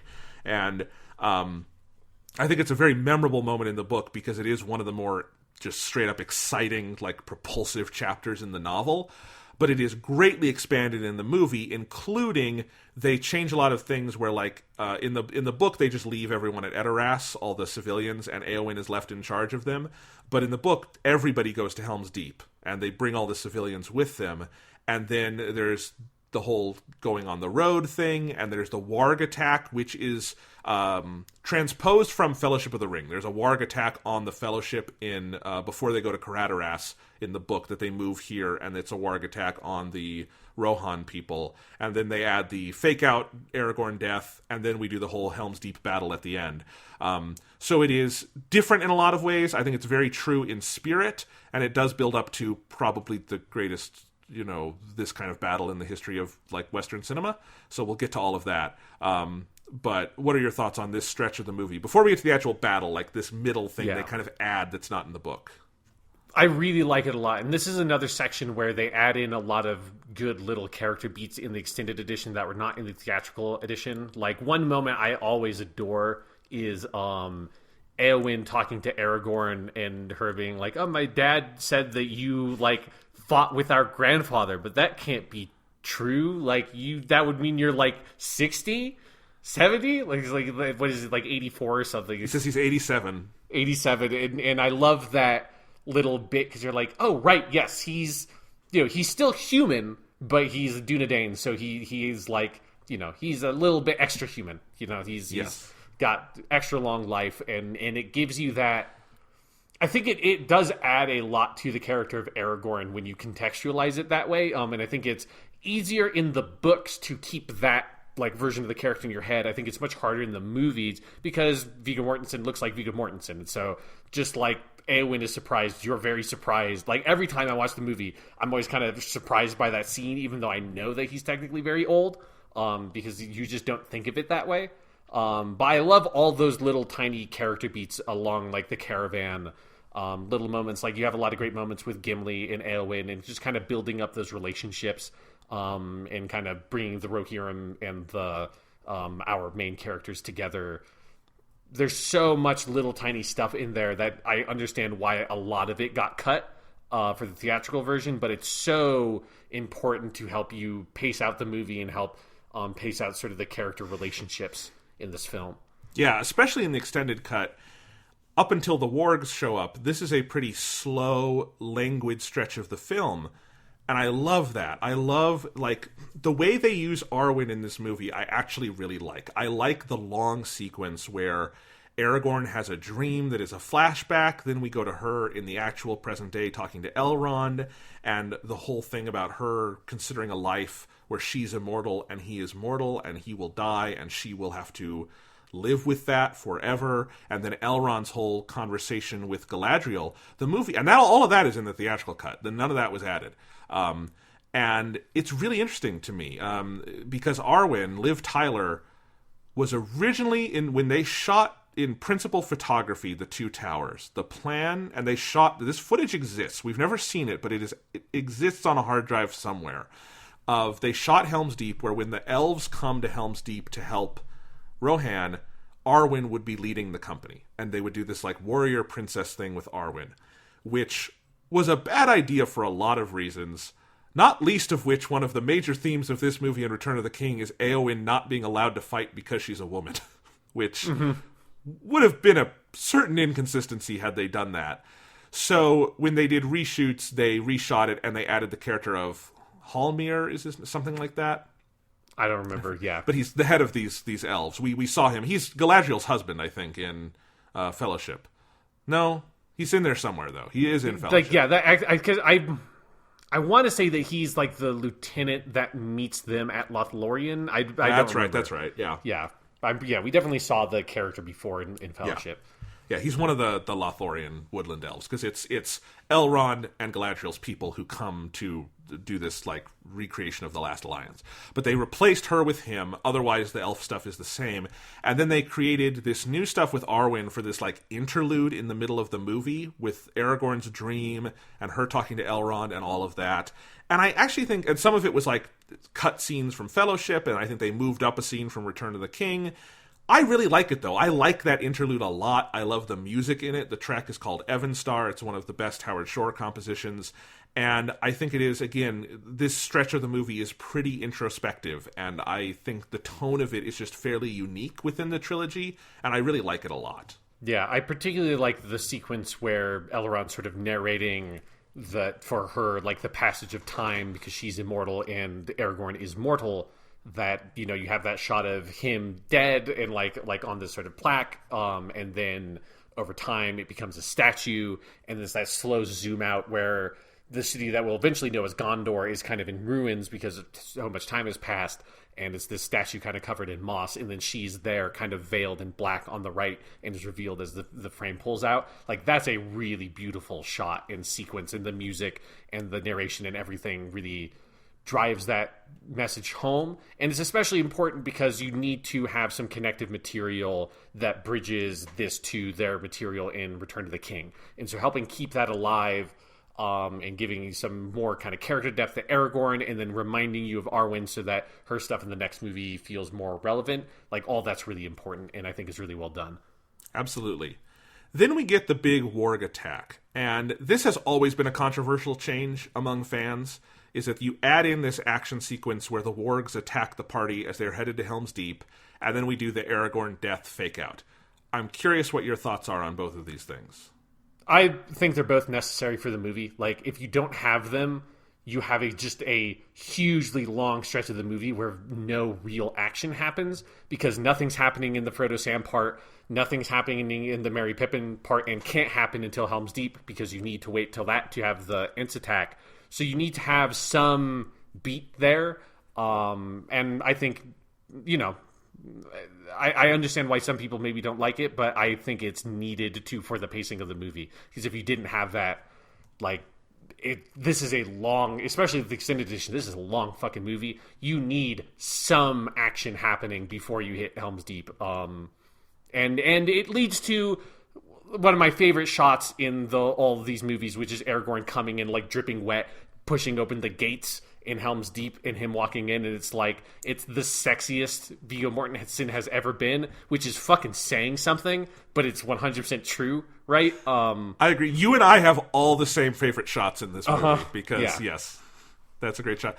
I agree completely, and I was especially thinking that last night, because I think the warg attack is near the beginning of Disc 2, and at that point, you're almost 2 hours into the movie, and you really haven't had a set piece. And, I don't think you need to go by a formula of you need this many set pieces per hour or anything like that. But there is you need something to kind of kick everybody in the ass at this point in the movie. I also think it does a good job throwing us into the final act of the movie in Helm's Deep and helping to underline some of the despair the characters start having, I think that's very important. And I think putting Aragorn on this little journey, one, it gives them a nice excuse for somebody to see the army, because that is how they scout the Uruk-hai army, is Aragorn sees it on his way back. You have the whole character moment with Brago the horse coming back, and I've always loved that. It gives just a couple more introspective moments, and he gets this cool hero's return. I've always been fine with that. I like it a lot. I think it works, and I think Viggo Mortensen sells it. Absolutely. And then I think you get doesn't Gimli have the line there when he comes back? Bless you, laddie. I love that. Yes. Yeah. Very good line delivery. So good stuff all around. But Sean, the main event, the Battle of Helm's Deep. Best giant epic action scene like this in a movie, or just one of the best?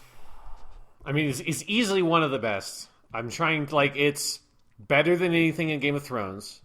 That's not even competition. Yeah. Hey, that Blackwater episode in season 2 is very good, but it's not quite to this scale. But Blackwater is good for other reasons. I don't think it's a particular feat of cinematography and choreography. Yeah, that's true. All the stuff with the Pelennor Fields and Return of the King is very good, but it's always the ghost conclusion to that is not satisfying cinematically, and so that's always the thing that kind of holds the Pelennor Fields battle back a little bit to me. I think it is. I can't think of anything else off the top of my head that could compete with it. Yeah, because I'm just trying to think of other movies that have done this. There is Ridley Scott's Kingdom of Heaven around the same time, has some big pitch battle stuff that is really far up there for me. And I'm not, and especially if we're only taking Western American cinema into account, you narrow this a lot, because you could go to some Kurosawa stuff, and you could make an argument for certain things in Ron, or things like that. But it is truly exemplary. And one thing I did notice, in part because I, like you, have Game of Thrones on the brain, is that so the battle, when the dude looses his arrow at the wrong moment, which you could say is the start of the battle, that's, I think, 40 minutes before the end. So Helm's Deep is not an inordinate amount of this movie. It's a 3-hour, 40-minute movie. It's the last 40 minutes, and it's intercut with other stuff. What is so impressive about there's so many things that are impressive about the battle. I think the build-up to it is really important, that they really give it a lot of build-up and a lot of character motivation going into it, and we can talk about some of those moments. But also just, it feels so practical. There is CGI going on in it, but it's honestly hard to tell, because there's so many real people in real suits of armor with real swords and everything going at each other. All of that is really impressive. I think it moves through stages of the battle at a pretty good clip. It doesn't stay on any one thing for too long. And once it has really established something going on in the battle, it moves on to something else, and it never wallows in it. You're always having something new and exciting going on. And there are more cool phases to this battle than you get in the entirety of that fucking 80-minute Game of Thrones episode where they do the battle at Winterfell and nothing happens for 80 minutes. In half of that time, Helm's Deep gives you so many different kinds of action sequences, whether it's just fighting across the big barrier on the walls, or the wall goes down and then they have to do a kind of a big pitch battle, or when Aragorn and Gimli go behind enemy lines and fight on the bridge, and that's really cool. There's so many different ways they show the battle. There's so many great moments of cinematography. The music is amazing. I think it keeps character flowing throughout it and gives a really clear arc for Aragorn and Theoden in particular. It is just, I mean, this is the battle by which all modern movie battles are held. You will hear everybody who shoots a battle like this mention the Battle of Helm's Deep. It is iconic for a reason. It's amazing. Yeah, and I agree with everything you just said, that there's a couple of things it does. Of like, one, it does such a great job of the buildup of like, and not just the like Uruk-hai army marching up and like stomping and all of that. I mean, everyone like in the armory, like getting suited up. There's just a couple of really great moments with like, when Aragorn there's that one kid that Aragorn's like, hey, come over here, let me see your sword. And the kid hands him this like just piece of shit, like rusty ass chipped up sword. It just looks, it's this like mass produced like sword that they've just probably made like dozens of these as cheaply as possible, as quickly as possible.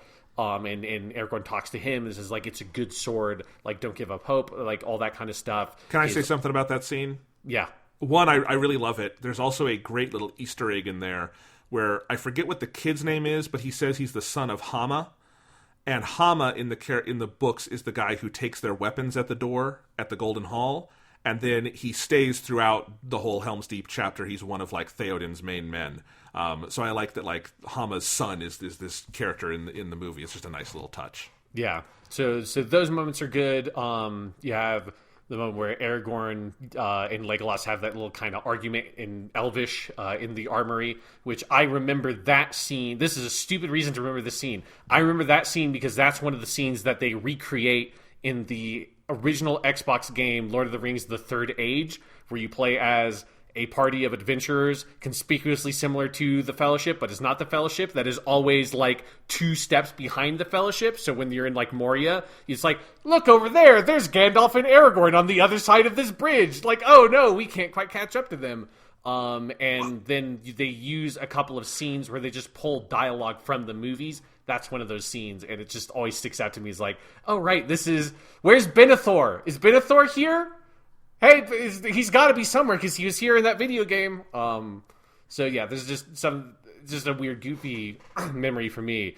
But a scene that really stood out to me that was nothing. The other times I've seen this movie has never really stood out is the montage of them grabbing all the women, old men, and children are in the caves, and then the soldiers come in and grab all the old men and children that are men and like pull them away from their mothers and sisters and wives and stuff.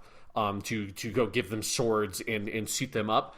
And there's something about that I just have never really paid much attention to that moment before. Like the emotional effect of the desperation has always read clearly to me. But this time it was like this is the something about the draft effectively of what they're doing. Like, we need every single person to fight. Theoden says that, and then they actually show it, and that impacted me like in a way that just that scene has never stood out to me before. But I think it's that buildup of the desperation that you need every single person, even if it's this like 12-year-old kid, every single person that can fight needs to be able to fight in this battle. And that buildup is so important to the whole battle because it gives you focus for everything to come. And it's so important that you don't just like have everybody standing like on the walls and then here's the enemy army and that's just your buildup. You have to have those little moments of everyone getting prepared before the big battle to have that battle really sink in. And my favorite moment of those is when you have Theoden getting ready with his armor. Yeah. And he does the "Where now the horse and the rider" speech, which I have in the book here.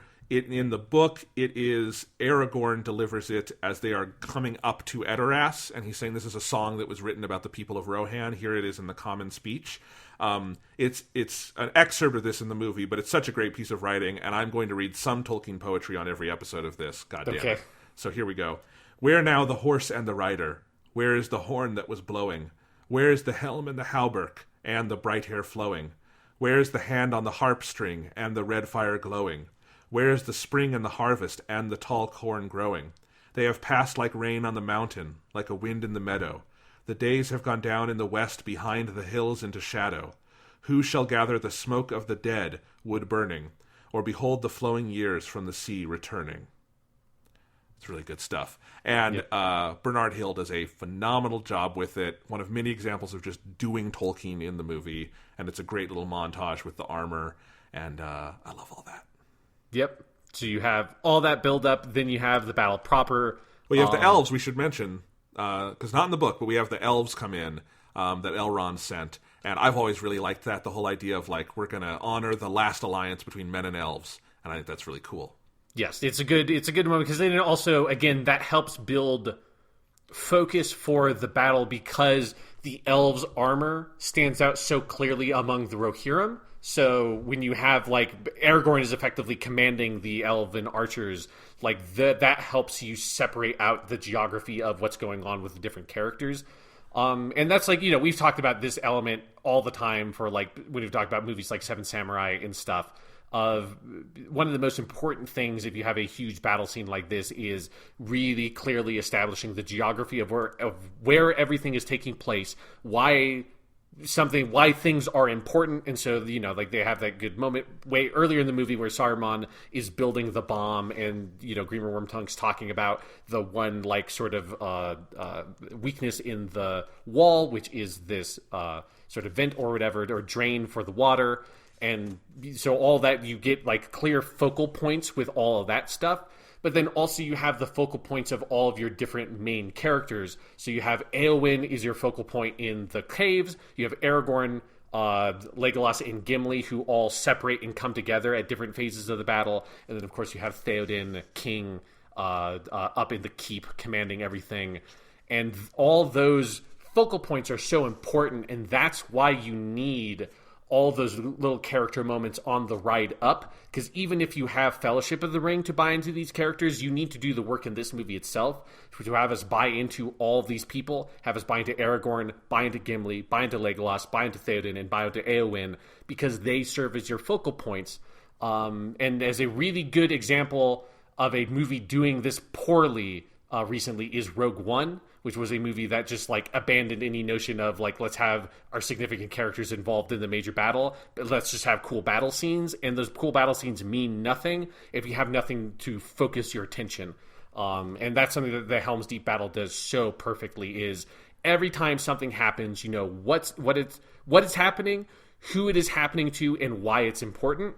And it moves through those phases of the battle, from the arrows to the siege to the wall falling to them falling back to the keep to them doing the Aragorn and Gimli doing the counterattack to them doing the last ride to Gandalf coming in. They move through all those phases briskly and clearly, and it's like that level of clarity is the number one most important thing, and it's also the thing that is the hardest to do, and where most of these kinds of scenes completely fall apart. Is they just either they start with it and they lose it, or they never have it to begin with, and it's just like gobbledygook, like the Long Night in Game of Thrones or something like that. It's just like meaningless, cool-looking action scenes that have no connective tissue at all. Yes, and I am glad that the Long Night exists, if for no other reason than we have the polar opposite qualitatively to the Helm's Deep battle, because it's a really good, like, here's where you can do everything wrong. That episode does everything you can possibly do wrong with a battle sequence. Helm's Deep does everything you can possibly do right. Down to, it does the Akira Kurosawa, oh my god, this movie has balls thing of we're going to do it at night in the rain. Yep. Right? Like, at night is one thing, it does make visual effects easier. You add rain on that, much harder now, but it looks fucking cool. Like, the Battle of Helm's Deep, part of it is just it has such a clear aesthetic stamp to it. Like, it's very blue. It's got all that rain. It's like the stonework and brickwork on the helm wall and everything is so distinctive that to this day, Sean, I can remember, it's not the first time I saw the movie. For whatever reason, it's the second time we saw the movie. It was at one of the AMC theaters. It was either Highlands Ranch or Westminster Promenade in Colorado. And I remember the theater we were in. I remember, like, where we were kind of like far back in the theater, and I just can see Helm's Deep playing out in front of me. And this was probably a couple days after the movie came out. We went back for a second viewing at this theater, and still, sold out.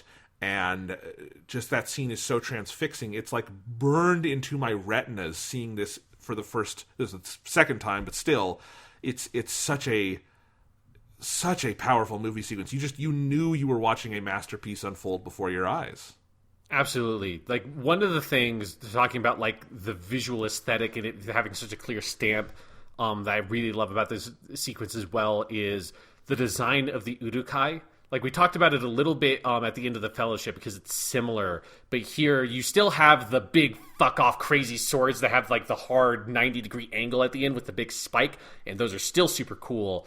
But the armor of the Urukai with the big white hand of Saruman, like, that design is so distinct and iconic, and then it also makes it so you have, like, little things like you have the Berserker dudes who are at the top of the siege ladders that go up that have no armor on, and they're just like, their whole thing is that once the ladder goes up, they jump off and just have a big giant double-bladed sword that they just swing as furiously as they can to try to kill as many people as possible to clear out room for the other soldiers to come up on the ladder. Like, all those little elements, they stand out really well because there's such a clear aesthetic design for the enemy, even though we don't have an enemy general or any specific enemy character to fixate on, but the Urukai themselves, and I guess Saruman in the distance with his planning and the explosion, like, those serve as a very clear focal point, and they look unlike anything else in any of these other movies. Like, the armies in the Battle at Pelennor Fields in the next movie don't look like this. The sort of the roving parties of the Urukai in the first movie have a similar aesthetic, but it's much more sort of like we're wearing leather and trying to, like, be able to run as fast as we can. This big just machine of warfare in this movie is so... It's cool looking on the one hand, just like aesthetically, but it's also very sort of terrifying and intimidating. And when they're all assembled there in the night with the rain starts to come down and you get the sound of the rain pinging off of everybody's armor, both on the wall and the Urukai, and that dynamic is so visually compelling. And, it's something that in the grand scheme of things is something that is easy to lose or to, like, easy to forget to appreciate. But that, like little extra effort put into the costuming for the Urukai, if that was not done, the Helm's Deep sequence would not work. Like, you need to be able to see and understand the monsters or the enemy as clearly as you do and be as compelled by them visually as you are. And that's as important as anything else in this fight. Absolutely. Because, like, again, not to beat up on The Hobbit, but The Hobbit kind of deserves it. And one of the things The Hobbit does terribly down the home stretch is that, and this is in part because The Hobbit had no pre-production time, is that it's all just massive CGI hordes everywhere.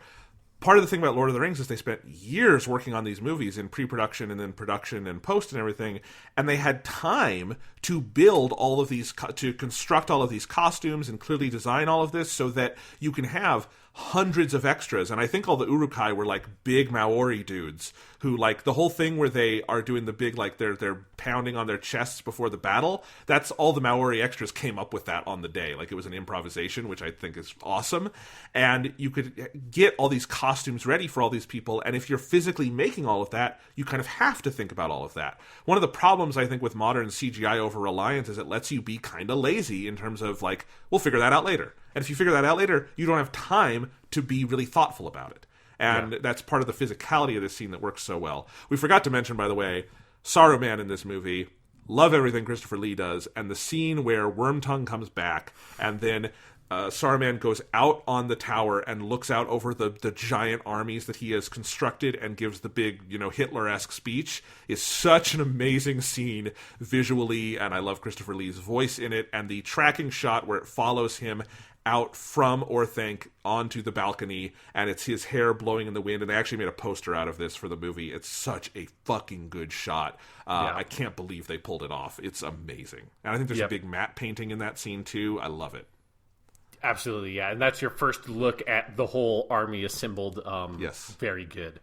Very good. So back to Helm's Deep. I love everything with the ladders. You mentioned it briefly. I just wanted to mention, I think that's such a cool visual motif throughout that sequence, is all these ladders like peppering the walls, and the orcs coming up and them trying to get the ladders back down. It's a very convincing... the whole battle is a very convincing example of good military strategizing on both sides, and so it feels very authentic in that way.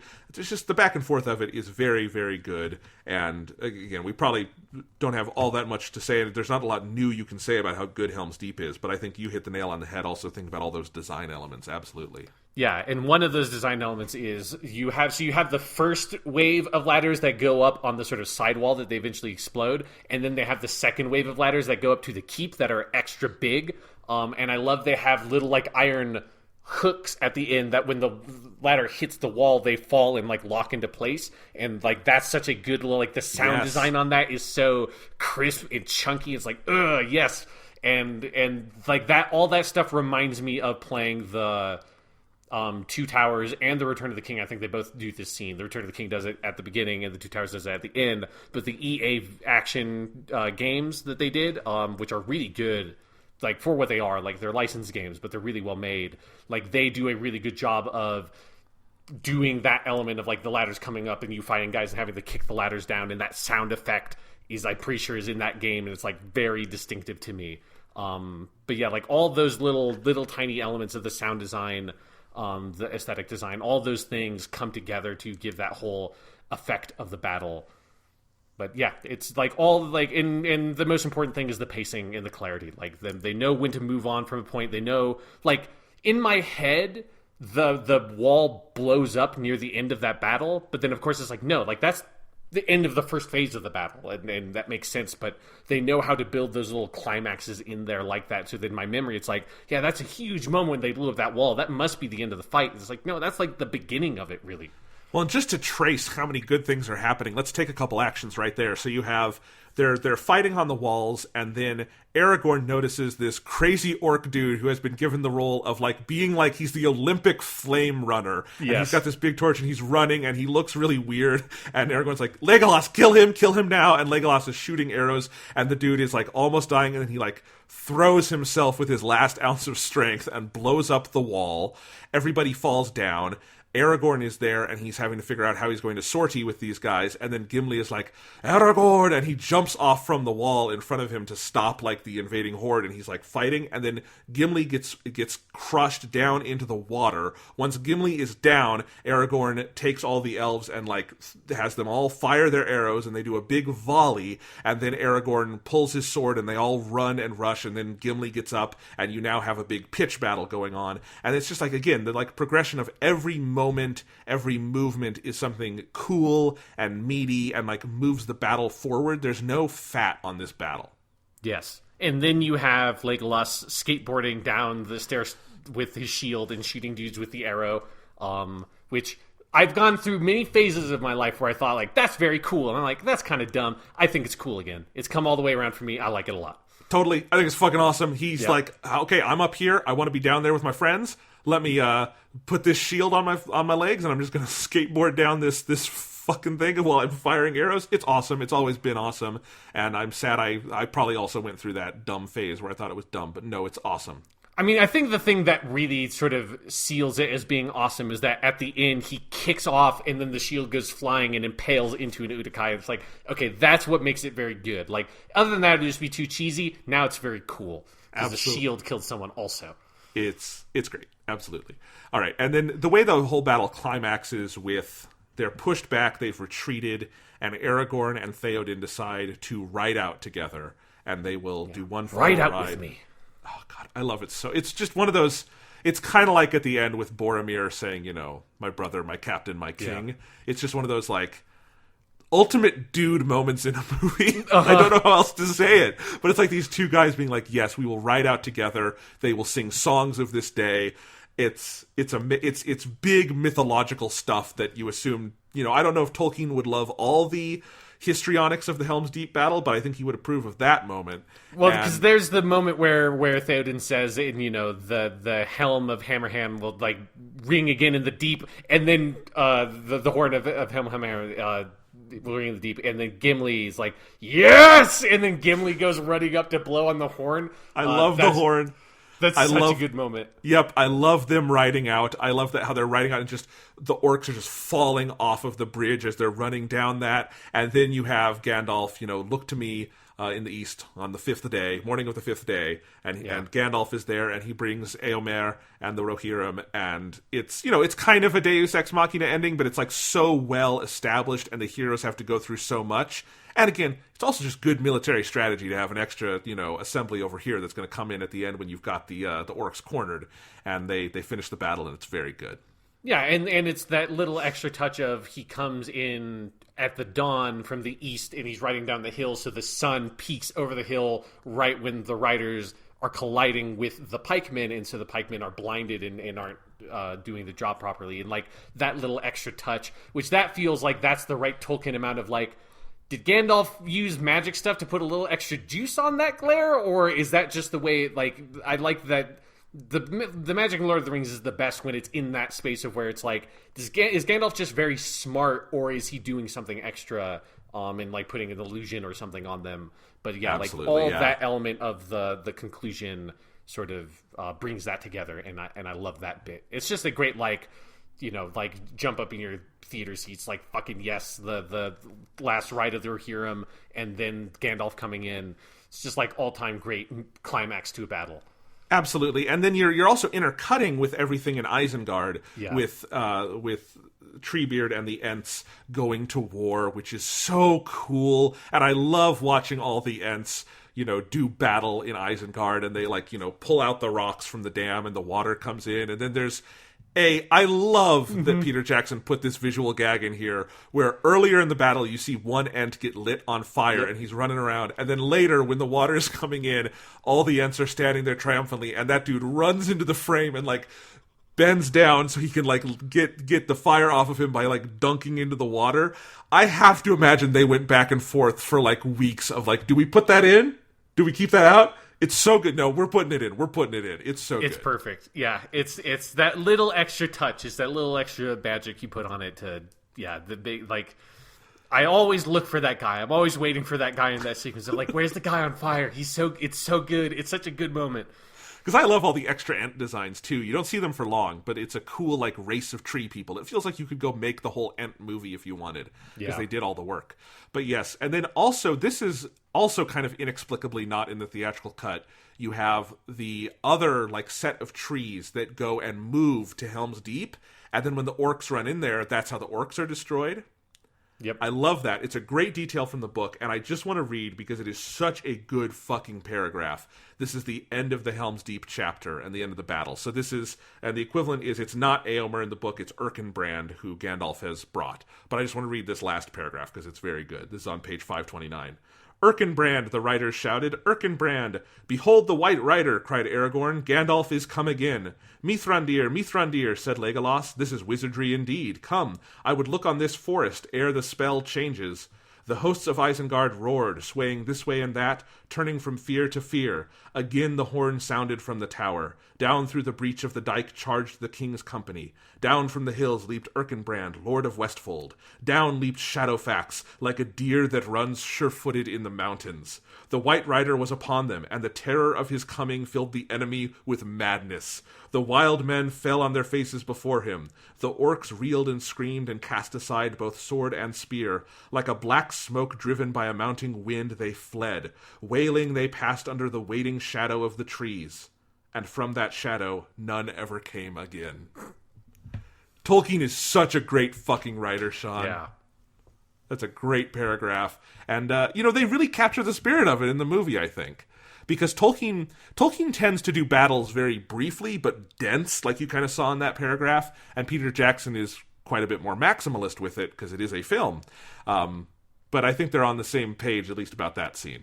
Absolutely. And also important to note is that scene where they're all running, you have this like shot from the side of all the Uruk-hai running into the trees. That's where in Return of the King they use that cutscene to transition very smoothly in the Xbox Return of the King game. Those crisp original Xbox 480p graphics looked exactly like the movie. That very smooth transition from the Uruk-hai running into the trees. That every time I see this movie, I always, because I played that game a bunch when I was a kid, so it's like, oh yeah, that's where you cut. Oh no, okay, that's not where it turns into video game graphics. That's where it cuts to another scene of the film. That makes more sense. Yeah, so, and that's pretty much the end of the movie, because we already talked about Sam's big speech, which is wonderful. You do have Merry and Pippin finding the pipeweed, and I do love the beat where they're just fucking getting high in that room, and Treebeard comes in and looks and is like, what are those hobbits doing in there? And I also do like the little joke between them where they're like, should we share this with Treebeard? And they're like, well, might be like smoking a relative. And then Pippin's like, and he taps his nose. Don't be hasty. And then they get out their pipe. I love all of the... You know what? I said earlier that scene was maybe extraneous. Fuck that. I fucking love that scene. Anything with Merry and Pippin smoking is great. I think what that scene works for me in a way that some of the similar scenes earlier in the movie don't, because it's like we're victorious, and so we need this like moment where it's like Merry and Pippin have had to be very serious for a while, and so now they get to be funny because everything's calmed down. And they get to have this like weird... What is like the most explicitly pipe weed is weed moment in any of these movies, where I had kind of forgotten just how much of like a stoner bro moment that is played as, of like, hey, we're like here in like, you know, the kitchen where all the food is, and we're getting high and the smoke's coming out, and Treebeard's like, what the fuck's going on? And they're just cackling in there. It's like, okay, yeah, no, they're just getting fucking high on that pipe weed. Because they're also getting high and getting the munchies, because we know at the beginning of Return of the King, they're sitting up on that tower and they've eaten all the food, which leads to my favorite line delivery of Return of the King, which I'll just spoil here because I say it every day. Salted pork. Which Gimli says. My brother and I say that to each other all the fucking time, but we'll get there with the next movie.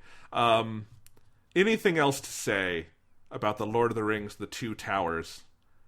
One thing I think we should mention is that Howard Shore, as always, knocked this thing out of the park. The music, it's amazing, and it's amazing how much he adds and builds on top of what was already in Fellowship. Like, the entire musical suite around Rohan and the Rohirrim, I love those. They're some of my favorite themes in all of movie music scoring, and I used some of it as our theme song this week, especially the version of the theme that goes into kind of the sad bridge that's string driven. I really love, or no, it's horn driven. Sorry, but it's The Two Towers is one of my favorite soundtracks to just put on. There's so much good stuff in it, and then I think Gollum's song at the end, the song that plays over the credits, is so wonderfully creepy. It's such a great foreboding note to send you out of the theater on. Howard Shore's a genius. Yeah, absolutely. I feel because we definitely talked about him on the last podcast, and all that stuff stays true. That's like some of, if not like the best work done for movie scores. And yeah, like a lot of his, I'm with you, that a lot of his Rohan music is some of my favorite stuff that he did. And the song that plays at the end while Sam is giving his speech is also a personal favorite of mine. And with that said, like I because you got to read a bunch of stuff, so I'm going to read Sam's speech because this moment hit me really hard. I think part of it is because Game of Thrones was so bad, and like this moment just like was like, hey, if Game of Thrones was good, it would have had a moment like this sometime in its like 80 fucking hours of this goddamn TV show I watched. They never did it. But yeah, so the speech by Sam, I'll read it and I'll talk about why I thought it was so impactful. So Frodo says, "I can't do this, Sam." Sam says, "I know. It's all wrong. By rights, we shouldn't even be here, but we are. It's like in the great stories, Mr. Frodo. The ones that really mattered. Full of darkness and danger they were, and sometimes you didn't want to know the end. Because how could the end be happy? How could the world go back to the way it was when so much bad had happened? But in the end, it's only a passing thing, this shadow. Even darkness must pass. A new day will come, and when the sun shines, it will shine out the clearer. Those were the stories that stayed with you. That meant something, even if you were too small to understand why. But I think, Mr. Frodo, I do understand. I know now. Folks in those stories had lots of chances of turning back, only they didn't. They kept going, because they were holding on to something. What are we holding on to, Sam? That there's some good in this world, Mr. Frodo, and it's worth fighting for. Even you reading that gets me teary. Yeah, sorry, I just... Yeah. It hit me like it's never hit me before last night when I was watching it. And I'll tell you, Sean, for me, what it was, that's today. That's the times we live in. That had a certain resonance in 2002, but I was 10 years old. I don't know if I got it. But, we're recording this podcast. It's Monday night. A lot of bad things going on in our country and in the world. And the line where he says, you didn't want to know the end because how could the end be happy? How could the world go back to the way it was when so much bad happened? And I think that every day, and I think the way the point Sam puts on that is so beautiful and eloquent. It is the best piece of writing in the movie trilogy that is not from Tolkien. Although it's very Tolkien-esque because that is very much like the World War I themes that he brought into Lord of the Rings of how do you go, that's you get that, which is a direct quote from Tolkien, that Frodo has in Return of the King, of how do you go back when so much has been taken from you. It's kind of, in terms of original writing for the trilogy, it's the moment of these films. Yeah, and one thing I really love about it is one, that it's not about, so because Sam is saying, like, that how can things be happy again and good again after so much bad has happened. And I like that in this moment he doesn't have a full answer for it, but it's a setup for, like, the answer of the movies is, like, yes, the sun will, like, the shadow will pass and the sun will shine out the clearer, but not, that does not mean that everybody, that doesn't mean that anybody goes back to the life that they had, which is something we'll obviously talk about when we get to the end of Return of the King, is what is the ending to Lord of the Rings. But I like that it sets up here this question of, like, what does it mean to have a happy ending? What does it mean to, like, be victorious in a journey like this and to go through all these bad things? Like, who gets to have that happy ending, and what does that happy ending mean for an individual and for the world? Like, that stuff we'll talk about next time. But, like, specifically for this movie, I think one of the things this does, because I agree with you that it in this moment in 2019, it's a really powerful and kind of, like, necessary piece of writing to grapple with. But also just thematically for the movie, this time it made it very clear to me that in all three spokes of this film, the Aragorn stuff, the Treebeard stuff, and the Frodo stuff, in all of those areas, you have people trying to convince someone else to fight. So Aragorn and everyone in Gandalf are trying to convince Theoden, we need to fight this. We can't just run and hide. We can't just sort of hole up in Helm's Deep. We need to be proactive. We need to fight against these forces of evil. In the Treebeard stuff, Merry and Pippin are trying to convince Treebeard and the Ents, like, this world is worth fighting for. You're part of this world too. We have to do this. And then Sam, in this moment, is trying to convince Frodo, we need to keep on fighting. And Frodo is about ready to, is basically giving up in this moment. And Sam is the one that's the kind of, as Sam always says, put him back on his feet and say, we can keep going. We can keep marching on. And I think one of the things that's really incredible about that is all of those moments are moments not from the source material and made for these movies. In the source material, Treebeard and the Ents decide on their own and during the Entmoot to go to war. Like Theoden, like, while he's not good at it, he's immediately like, we need to go out there and we need to, like, ride out and we need to fix this stuff. And then Frodo and Sam don't quite have this, like, this whole Osgiliath thing. None of this actually happens. Like, obviously, like, there's similar, like, things being played with Frodo's journey, but you don't have this specific moment. And it's really incredible to me, their ability to, we have these three separate stories, one of which, the Frodo and Sam stuff, is completely separate, totally divorced from everything else going on in the movie. How do we create something that ties all these threads together? And they had to actually just create something and invent some things that was not in the source material, but they're so effective at it, and they have such a good eye for what fits for a movie that, like, I forget that those moments aren't in the books because they feel so honest and true to the story that they're telling in these movies that it feels completely and totally natural. And all that stuff was stuff that I had never appreciated about this movie before, that this time watching, it was like, this speech just it made me realize, while I emotionally understood it on previous viewings, is like, oh, this is how this movie fits together. It's that and again, it's the thing that like made so much clarity for me about why Game of Thrones, even when Game of Thrones was good, never really worked for me as a TV show, is because it never did this, and it never made this attempt to connect things on the level of idea, theme, and emotional reality. And Two Towers does it all in this one moment with this big sprawling work. And that to me is like the biggest achievement of this film. Can't say it any better than that. So I think that's a good place to leave it, because I think that's about as good as we're going to summarize the greatness of this movie. So we'll be back next week. You're going to hear us talk about Game of Thrones, and then we'll get back to Return of the King soon, because I am champing at the bit to see that movie again, Sean. We're definitely not going to do 3 months without, or basically 4 months without doing it. So no, we will be watching it as soon as humanly possible. With regards for other topics and whatnot. But yes, so look forward to that. Listen to Weekly Suit Gundam, because it's a lot of fun. And I actually think if you like Lord of the Rings, you'd probably like Mobile Suit Gundam, and no one's probably ever said that, but I think it's true. And yeah, we'll see you guys next time. I got to get my Game of Thrones juices flowing, because I got some fucking pressure I need to let out.